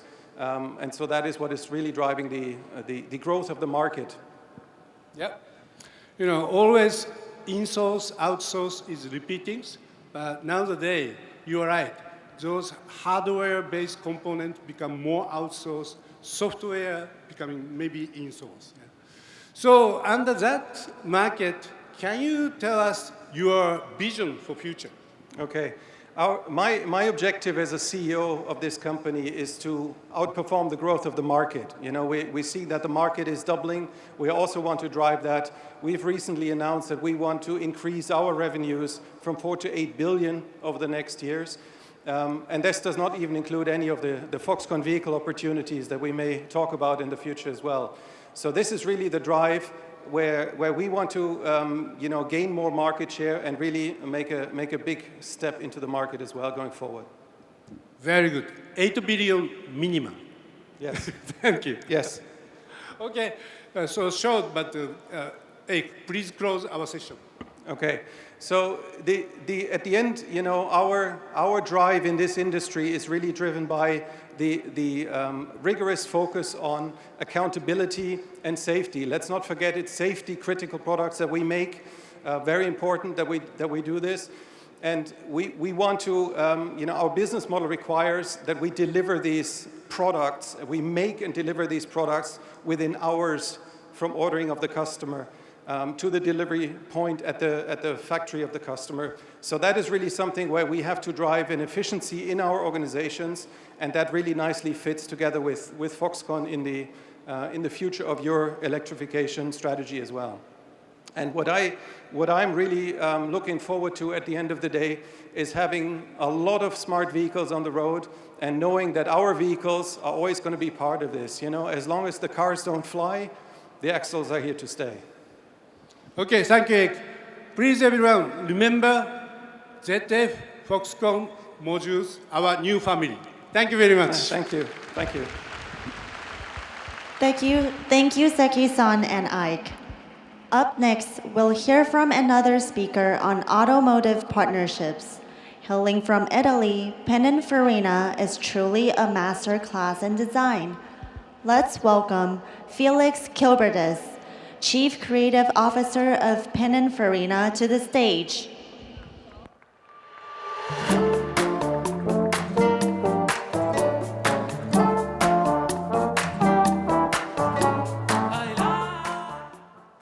Good morning. Good morning, everybody. I'm excited to be here with you today at this incredible event. My name is Felix Kilbertis, and I have the privilege to serve as the Chief Creative Officer at Pininfarina. But for the next 10 minutes, I also have the unenviable task to summarize the radical transformation of automotive design tools over the past 100 years, evolving from hand-drawn sketches to physical models to highly sophisticated digital tools and virtual simulations. But let's start at the beginning. Let me introduce to you Battista Pininfarina, here as a young man on board a boat to America, where he will meet Henry Ford and famously refuse his job offer to return to Italy and set up his own company in 1930. The coachmaker and design house, which will celebrate its 95th year next year. Now, what would Pininfarina have seen on his first trip to America? Probably something like these city scenes of Times Square in New York. We see a bustling city full of movement, color, and light. Quite a modern city, actually, and already illuminated at night. I think the author, William Gibson, said it best. The future is already here, it's just not evenly distributed. So let's see if we can find the seeds of the future already in the past. What do we see? We see hand-drawn sketches, pen and paper, crayons, and watercolor. And yes, we still do that to this day. We sketch and doodle by hand, pen on paper.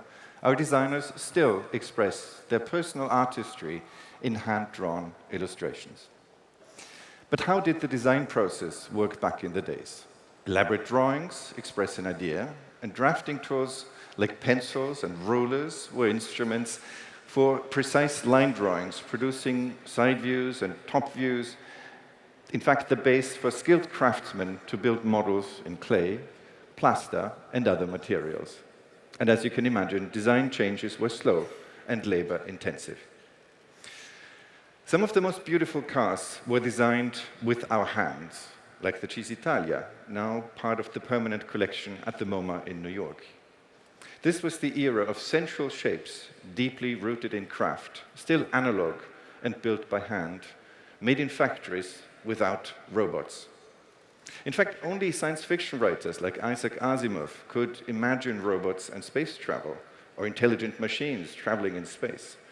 The 3 laws of robotics were actually an influential byproduct of his short stories.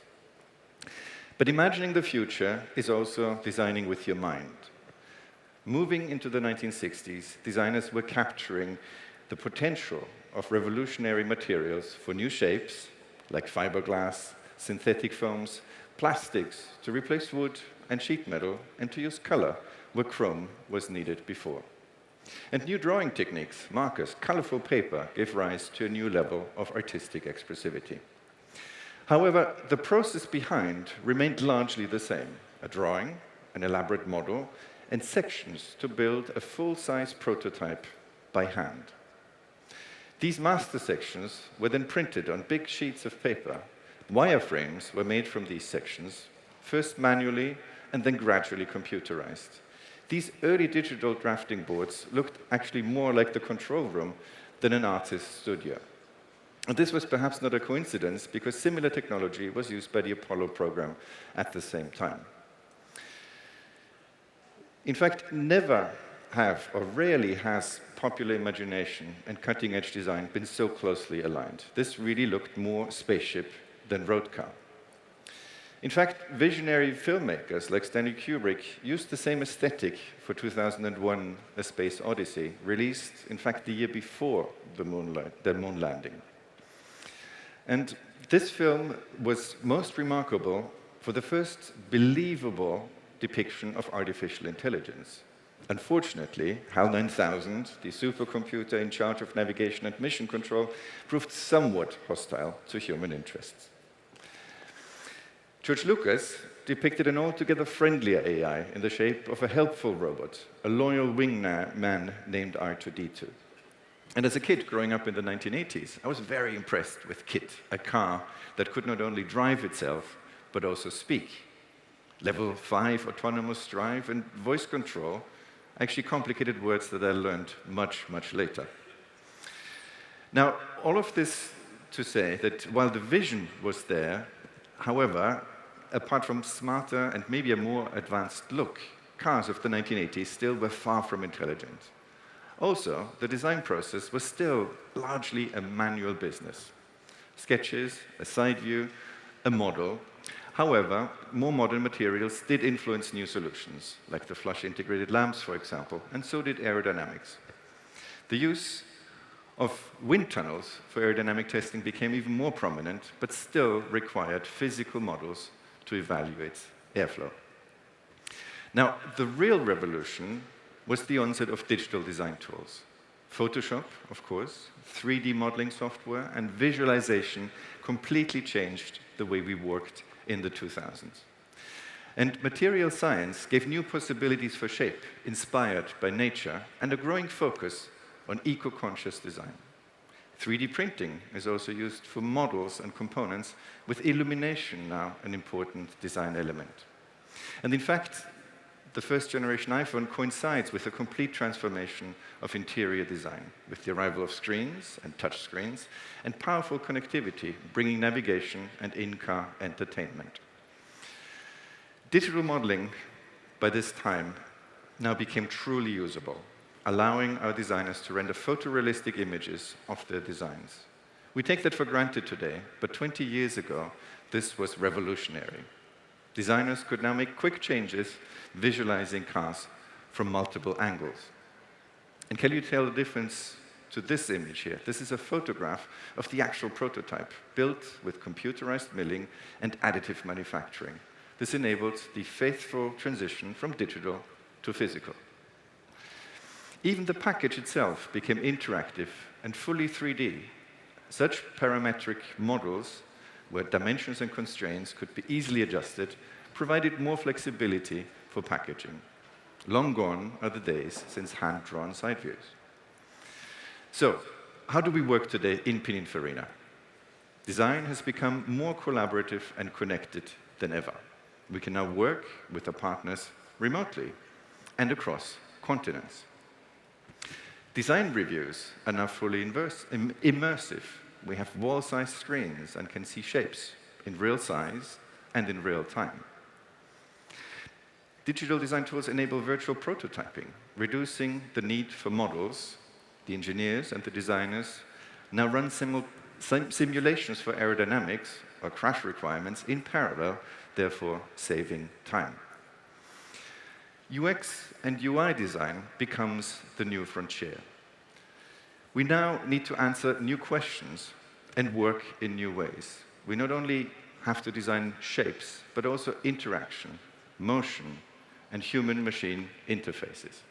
These powerful tools allow us to shape technology around human needs, and all that long before physical models are made. So, at the beginning of a new project, how do we start a new journey? Our craftsmanship is now digital as well as manual. From the beginning, our creatives use a mix of 2D and 3D digital tools. And in fact, there's a shift in the role of the designer from the generator of ideas to an editor of ideas. Here, AI also opens a new frontier in achieving better quality faster. Also, we can now turn 2D images directly into animations, helping enormously in communicating ideas. So, this means that fewer people can achieve more, but need to learn to become better editors.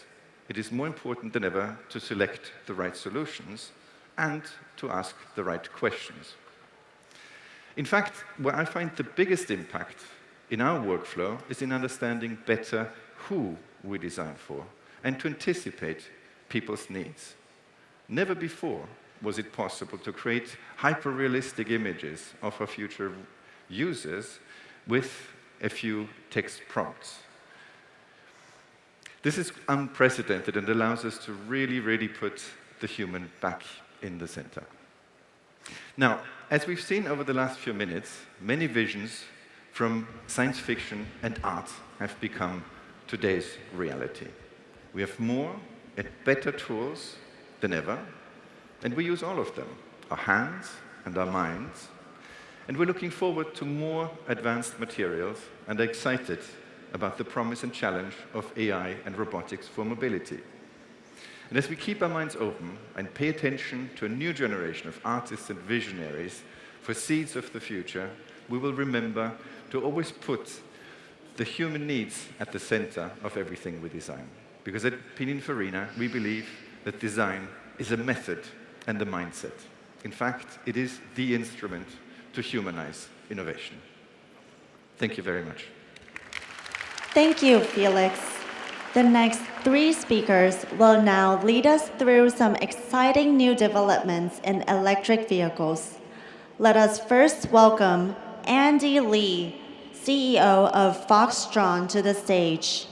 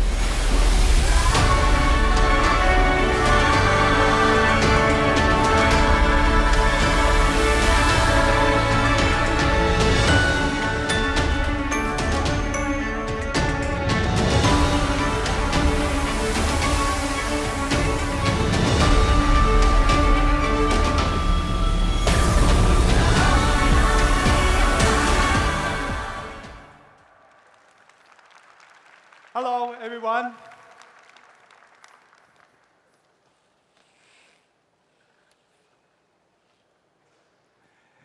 You must be wondering what this vehicle is all about.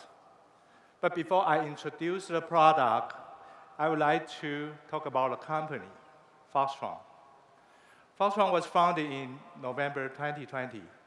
We are a subsidiary of Foxconn. In less than 4 years, we have completed the passenger car product line, including B-segment crossover, C-segment SUV, D-segment lifestyle multi-purpose utility vehicles. Thijs is going to tell you more about this in next session. And we had an E-segment sedan.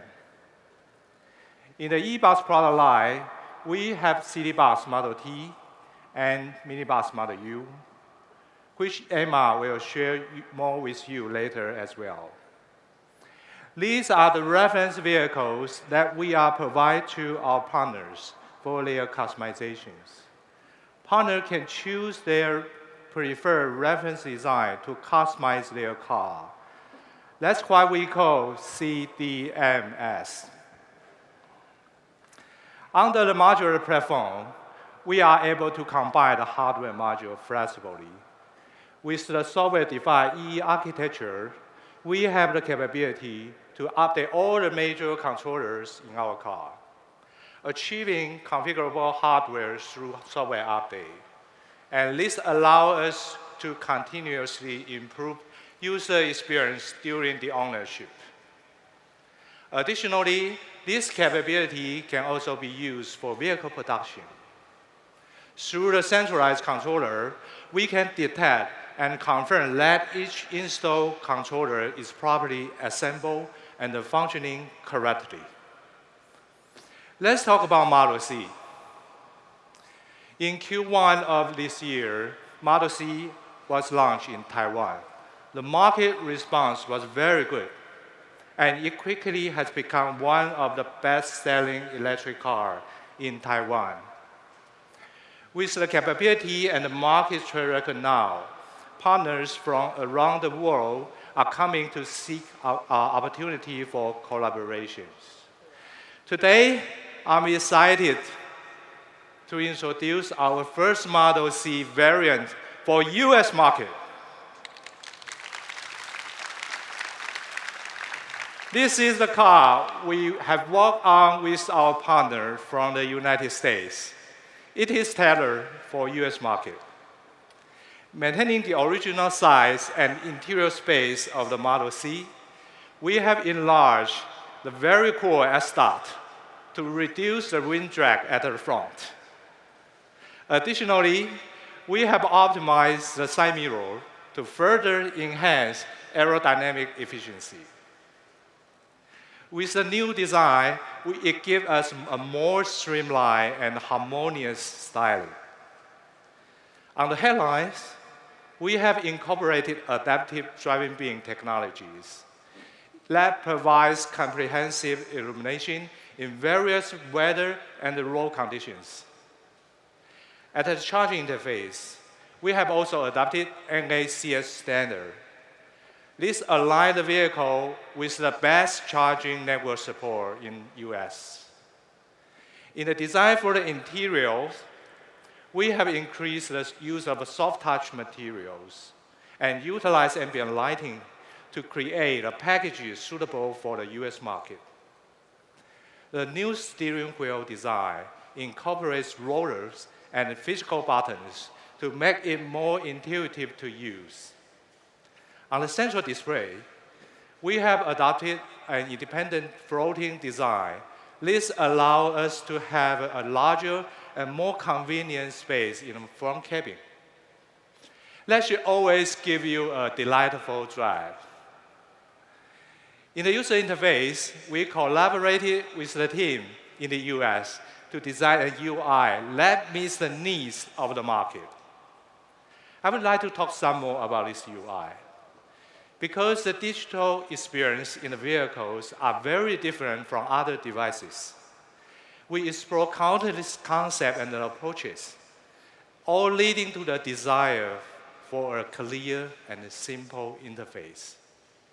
In addition to the digital changes, we introduced physical button which communicates feedback to the driver more precisely, improving safety with the flexibility of touchscreen functions. The Model C, designed together with our American partners, specifically for the US market, we are launching at the end of 2025. Stay tuned. Thank you.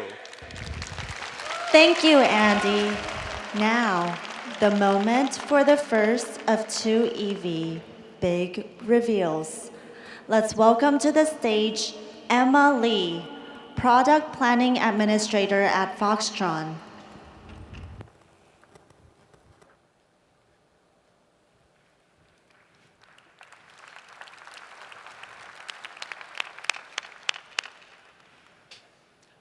Remember this moment.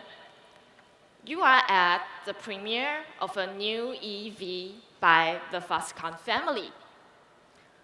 Before I tell you about it, I need to take you back to show you how we got here. It was 3 years ago at Hon Hai Tech Day 2021 when the Model T made its own world debut. It's revolutionized public perceptions of what transportation can be, with its clean and minimalistic appearance. It realized the design concept of reflecting the beauty of a city back to its people with its large windows. Since then, the Model T has become a celebrity. It is popular and iconic and in service across more than 10 cities in Taiwan. It carries thousands of people every day, safely and with zero emissions. It won a Good Design Award from Japan. It has been used in Indonesia for G20 meetings in Bali. Like all of our passenger vehicles, we care about the user experience of our electric buses. And the interesting part about the bus is there is the driver, there are the passengers, and also the fleet management companies. We need to take care of and consider all of their needs. That means exceptionally comfortable ride, good NVH, advanced safety systems, smooth power delivery, outstanding energy efficiency, and a spacious cabin. The expectations are high for a fantastic bus. We achieved that with our Model T. But how about those narrow urban alleys, remote areas, and country roads? Smaller, more agile demands are requested.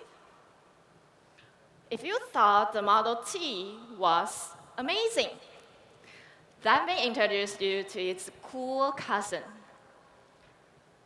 Please meet the latest member of the Foxconn e-bus family, the Model U.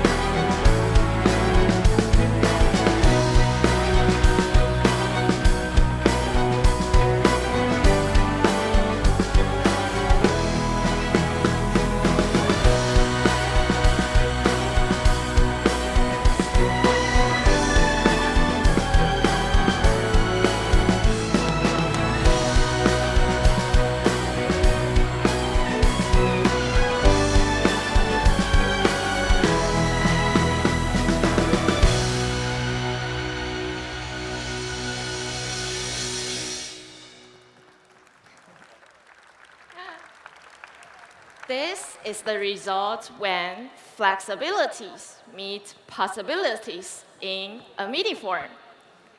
The concept of the Model U is to provide a configurable mobile space. Its dimensions are 6,990 millimeters in length, 2,080 millimeters in width, and 2,650 millimeters in height. It has a wheelbase of 3,995 millimeters. The cabin is spacious and the floor is almost completely flat. That can be customized with different seating configurations and cabin functionalities. This offers an endless amount of possibilities to meet various needs. The control systems is taken straight from our passenger car projects, our centralized EE architecture, enhancing the operational efficiency of our EV business and improve the overall performance and bandwidth of our products. This integration allowed us seamlessly adopt the features such as keyless entry, camera monitor systems, and ADAS systems to the Model U. It provides the driver with greater visibility, safety, and comfort for a pleasant driving experience. The daily average range requirements of a minibus as a public transportation is approximately 200 kilometers in Taiwan. Most electric minibus offers a range of 120 to 160 kilometers. That is not enough for the market and not enough for the operating companies to manage and run their business well with efficiencies. This is the challenge that the e-bus team at Foxtron is trying to address with the Model U. In order to achieve an outstanding energy consumption while maintaining the load capacity and safety requirements, we gave it a new aluminum frame and optimized the chassis structures that reduced the weight about 626 kilograms. You know, equal to a fat polar bear. Oh, but don't worry, no bear were harmed. Then, we studied the management of the cabin temperature and apply our latest thermal control systems so it runs more efficiently and maintains a constant temperature better. Last, we work with our aerodynamic team to create a low-drag body shape. With all that, the Model U offers a maximum range of 275 kilometers and can meet different operational needs through various battery options. Today, we have a luxury version of the Model U for you. The design carries onward the design language of the Model T. Remember the big one? Featuring a lean-back front end with smooth curves around the edges, while the rear of the vehicles remains an angular design that houses the dual opening tailgates. Its minimalistic line connecting the front and the rear defines the distinctive appearance of the Model U. Okay, let's get in the car and take a look at the interior. The interior is filled with earthy colors, metallic accent finishes, and warm ambient lighting, emphasizing an elegant and rich atmosphere. Every detail is carefully considered to enhance the overall experience, making you feel valued and appreciated as soon as you step inside. The cabin is divided into 2 zones, separating the driver from the rest of the cabin for better privacy. The VIP lounge sections features a normal seating area equipped with 4 individual ottoman seats, and an area dedicated for face-to-face interactions and communications. This environment offers a comfortable space for passengers to socialize and relax while traveling to their destinations.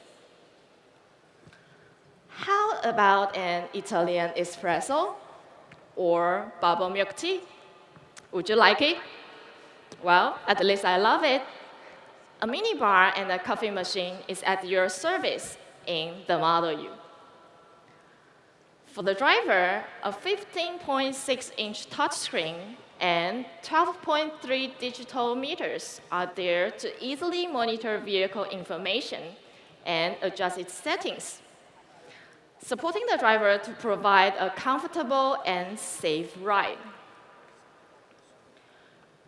Based on our customized software and modular platform design abilities, if you can imagine it, the Model U can realize it.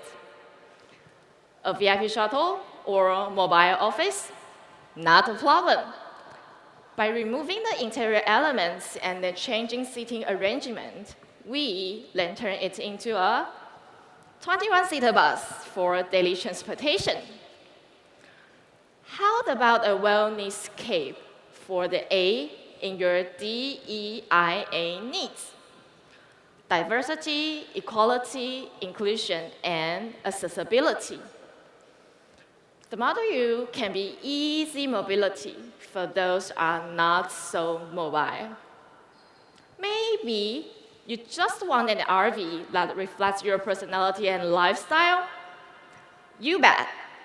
This EV offers an universal mobile space solutions. Model U, just for you. The Model U marks the beginning of our journey into versatile mobile space applications. Stylish, intelligent, limitless possibility. Remember this moment. Thank you. Thank you, Emma. Now, the moment for the second of two EV, big reveals. Let's welcome Thijs Chu, Principal Project Manager at Foxtron.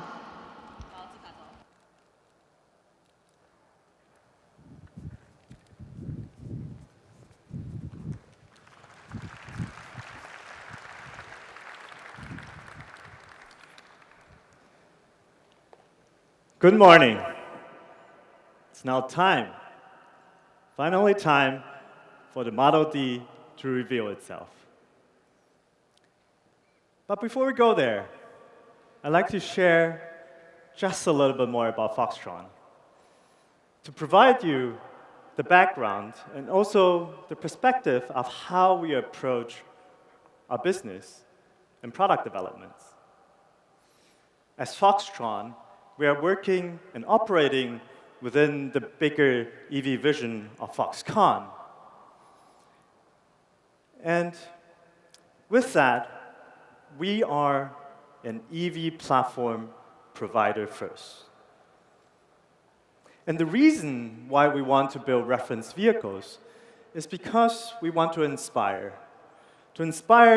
what is possible with our platforms, to showcase what we are capable of, and to bring confidence to our partners, which requires proving ourselves more than just in design and engineering. It extends into having robust peripheral functions such as marketing, supplier management, logistics, IT systems, after-sales support, and I can go on and on and on.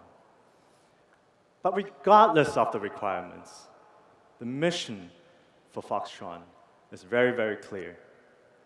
We are here to provide EV solutions and to help the adaptation of EV cars. So, with this year's reference vehicle, it marks the 4th passenger vehicle that we are working on. And with every year, we accumulate findings and lessons learned that we apply to current projects to improve ourselves. That is especially true for this year, because the Model D is utilizing our next generation platform that takes the products to the next level. With a new platform, it comes with better specifications and new technologies, of course.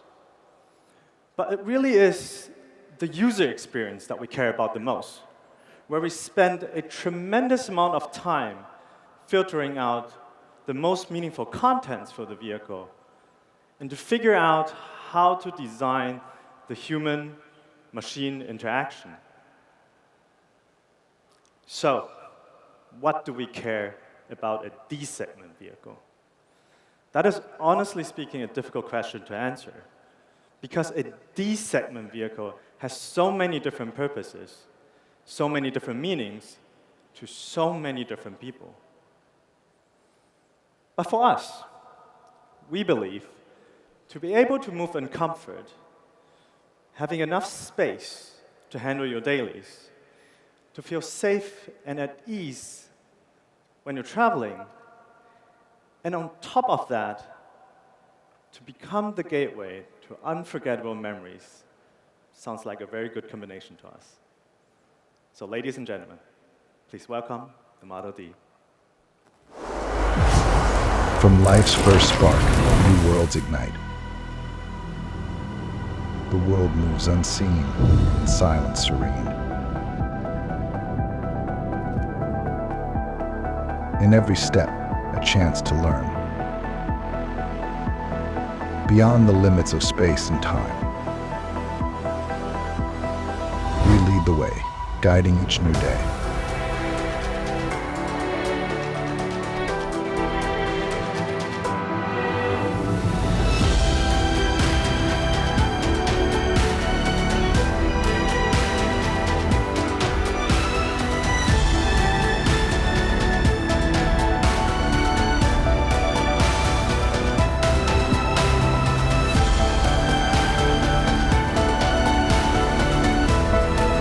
Technology makes the dream.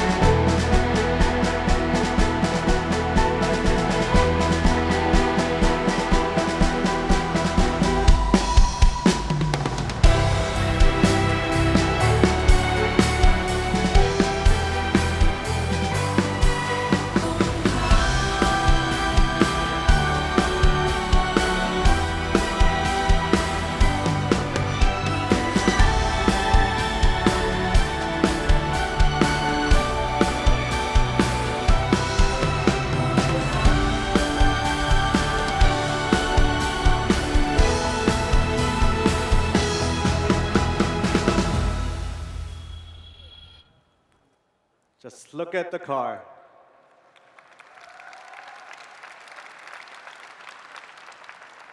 All right, let's start with the obvious. When we visually designed the Model D, we took inspiration of the distinctive light bar design which we first introduced on the Model E. This light bar design provides a very clean run-through of the vehicle, emphasizing the visual width of the car at the front and also at the rear. Dimensionally, it is 5195 millimeters in length, 1995 millimeters in width, and 1785 millimeters in height, paired with a wheelbase of 3200 millimeters. This package allowed us to provide a critical battery size for the range and offer a very spacious interior. However, we did not want to sacrifice the nimbleness of the vehicle. So by using the rear steering system that comes with the new platform, we shortened the turning radius to 5.5 meters. And that is amazing, because a 5.5 meters turning radius is about the same as what a B-segment EV vehicle is doing right now, and that is 2 segments smaller than the Model D. For aerodynamic reasons, we maintained the S-duct design and also the air curtain designs that are on the sides at the front, and paired that with a slightly sloped roofline, which helped us to reduce the frontal area and control the turbulence that is coming out of the vehicle, which also affects the wind noise, by the way, and bringing the drag coefficient of this vehicle down to a very low 0.23. This drag coefficient is not just achieved by the shape of the vehicle alone, though. It is aided by the active suspension that we implemented to the new platform that lowers the vehicle by about 15 to 25 millimeters when we are traveling at higher speeds. So with all the bells and whistles that the vehicle comes with, we are estimating a range of 800 kilometers on a single charge. But the range, like I said in the beginning, is not the most important thing here. It is the user experience. And that is to provide the luxury not to worry about the range and make it easy, really, really easy and comfortable for everyday use. So the total range of the vehicle is only part of the story. Another part is the charging speed. Benefited by the 800-volt powertrain system that comes with the new platform, the charging time is now significantly faster, meaning 350 kilometers in just 10 minutes. 10 minutes of charging. And that is the distance from Taipei to Kaohsiung, which is on the other side of Taiwan, in just 10 minutes. And then there's another element that is related to this. And that is, when you're driving a vehicle like this, you never want it to feel underpowered, right? Especially when you're merging onto a highway. So the Model D will come with 250 kilowatt rear-wheel drive as standard, and 440 kilowatt all-wheel drive for those that need the pulling power. We'll have some fun. Before we move to the inside of the vehicle, I'd like to take your attention to the cameras that are on this car. These cameras belong to the latest ADAS system that we are developing that assists the driver moving from point A to point B under supervised condition, NOA, navigate on autopilot, as we call it, making long journeys, especially long journeys, so much more relaxing and enjoyable to drive.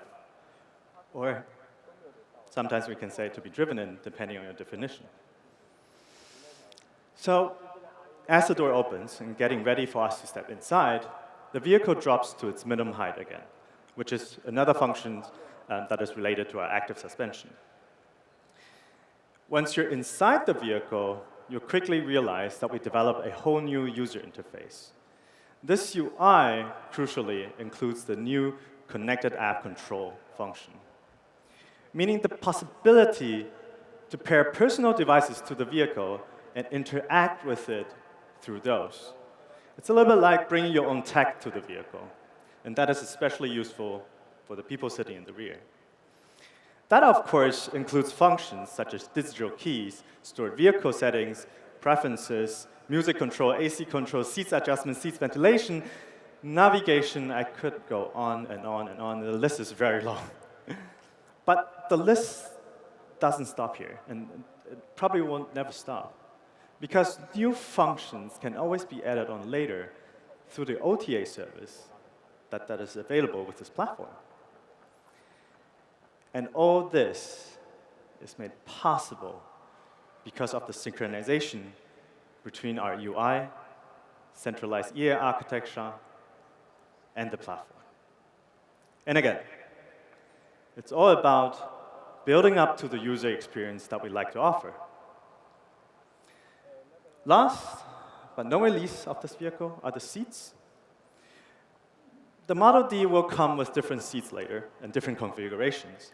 But these luxurious second-row seats are part of our 33-speaker sound package, allowing for a very relaxed riding position with the legs up and the backrest all the way down. It makes you feel that you're almost floating with zero gravity. And that is something we call traveling in comfort and style. As for the third row, we understand that there are times where you need the cargo space, more than the 7 seats. So they can be folded away, creating a full capacity of 1,130 liters, like you see here. And that is the Model D, for now.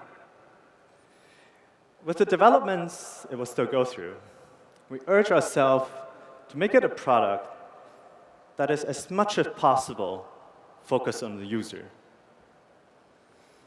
Because the Model D stands for a dedication of the entire Foxconn family to excellence. And with that, I thank you all for listening today. Thank you, Thijs, and all of our morning speakers. Let us now invite back to the stage Foxconn Chairman Young Liu to wrap up the morning session.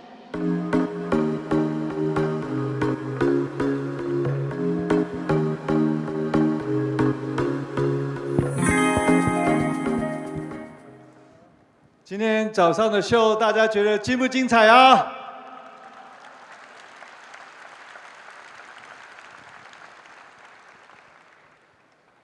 I think for the closing remark, I'm going to speak in Mandarin. 好，2个小时的开幕活动哈，我们介绍了鸿海在从 AI 的 server 到智慧制造，到智慧城市，以及智慧 EV 上的一个最新的成果啊。在开场的 AI 的对谈中呢，我们 分享了鸿海和 NVIDIA 如何在携手来推动 AI 技术的进步上，加速了下一次的这个工业的革命啊。我们大家都知道，鸿海有很强的制造能力。刚刚我也为大家说明了我们如何运用 AI 以及伙伴的解决方案， 来落实了我们的智慧制造，在智慧这个城市的部分呢，我们也透过了跟顶尖企业虽然大家不是那么熟悉 Thales 是非常是一个 leading 在 space technology 上面的一个 leading 的公司，透过跟这个 Thales 的合作我们将进军太空产业，我们来一起打造一个更快速、更全面的下一个世代的通讯网络。另外，在智慧电动车的领域，大家都看到了，我们推出了2款全新的电动车型 ，Model D 跟 Model U。这使得我们这个鸿海 在电动车的家族更加的完整，更加的壮大。同时，我们也会结合我们更多的储能的伙伴，一起来建立一个完整的绿色供应链。而在接下来的1天半时间里，我们还邀请了一些包括诺贝尔奖得主在内，总共有60位世界一流的专家学者们， 会在这个各个论坛里面一一跟大家来分享我们在全球最新的科研技术。我也要利用这个机会，特别谢谢我们所有参与的合作伙伴们。今年的分论坛和展览，因为有你们，所以这个更加的这个精彩。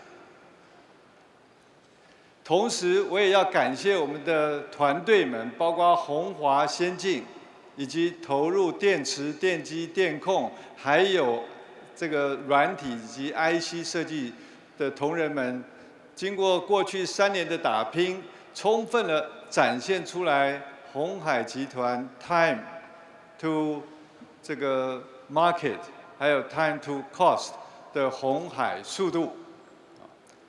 最后，我也要感谢我们这个筹办的团队在过去半年的时间筹办了这个活动，也非常感谢他们所付出的辛劳。最后，也是最重要的，我要感谢在座的各位这个贵宾们我们的贵宾有来自我们的合作伙伴，还有来自20个国家的 外交使节们以及我们 MIH 的一些伙伴们，当然最重要的就是我们的有一些是我们的股东们。谢谢你们来参加我们的鸿海科技日，来见证我们台湾在科技发展上面的一些努力的一些成果。我也期盼鸿海科技日 能够起到一个带头的作用，未来可以有越来越多的台湾科技公司举办类似的展演，大家一起来把台湾最好的科技成就来展现给全世界。而我们鸿海一定会和大家一起来努力，来打造一个更美好的世界，更美好的未来。谢谢大家，我们明年再见，谢谢。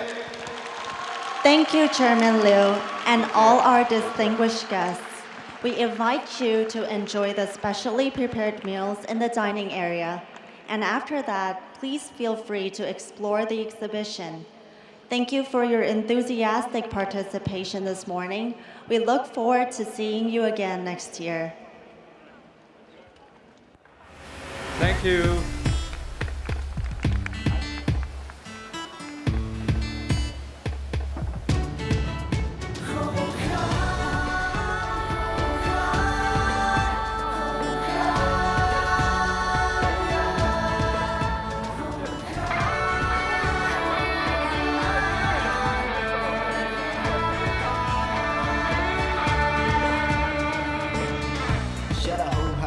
胸，让我不再需要低着头。瞳孔里藏着的一个梦，我该是上天让我带着这份骄傲振作。Been a long time， 还不弄不通。Been a long time， 不知怎么做。每个阻碍让我更加懂当咬紧牙关，没有什么事是真的撑不过。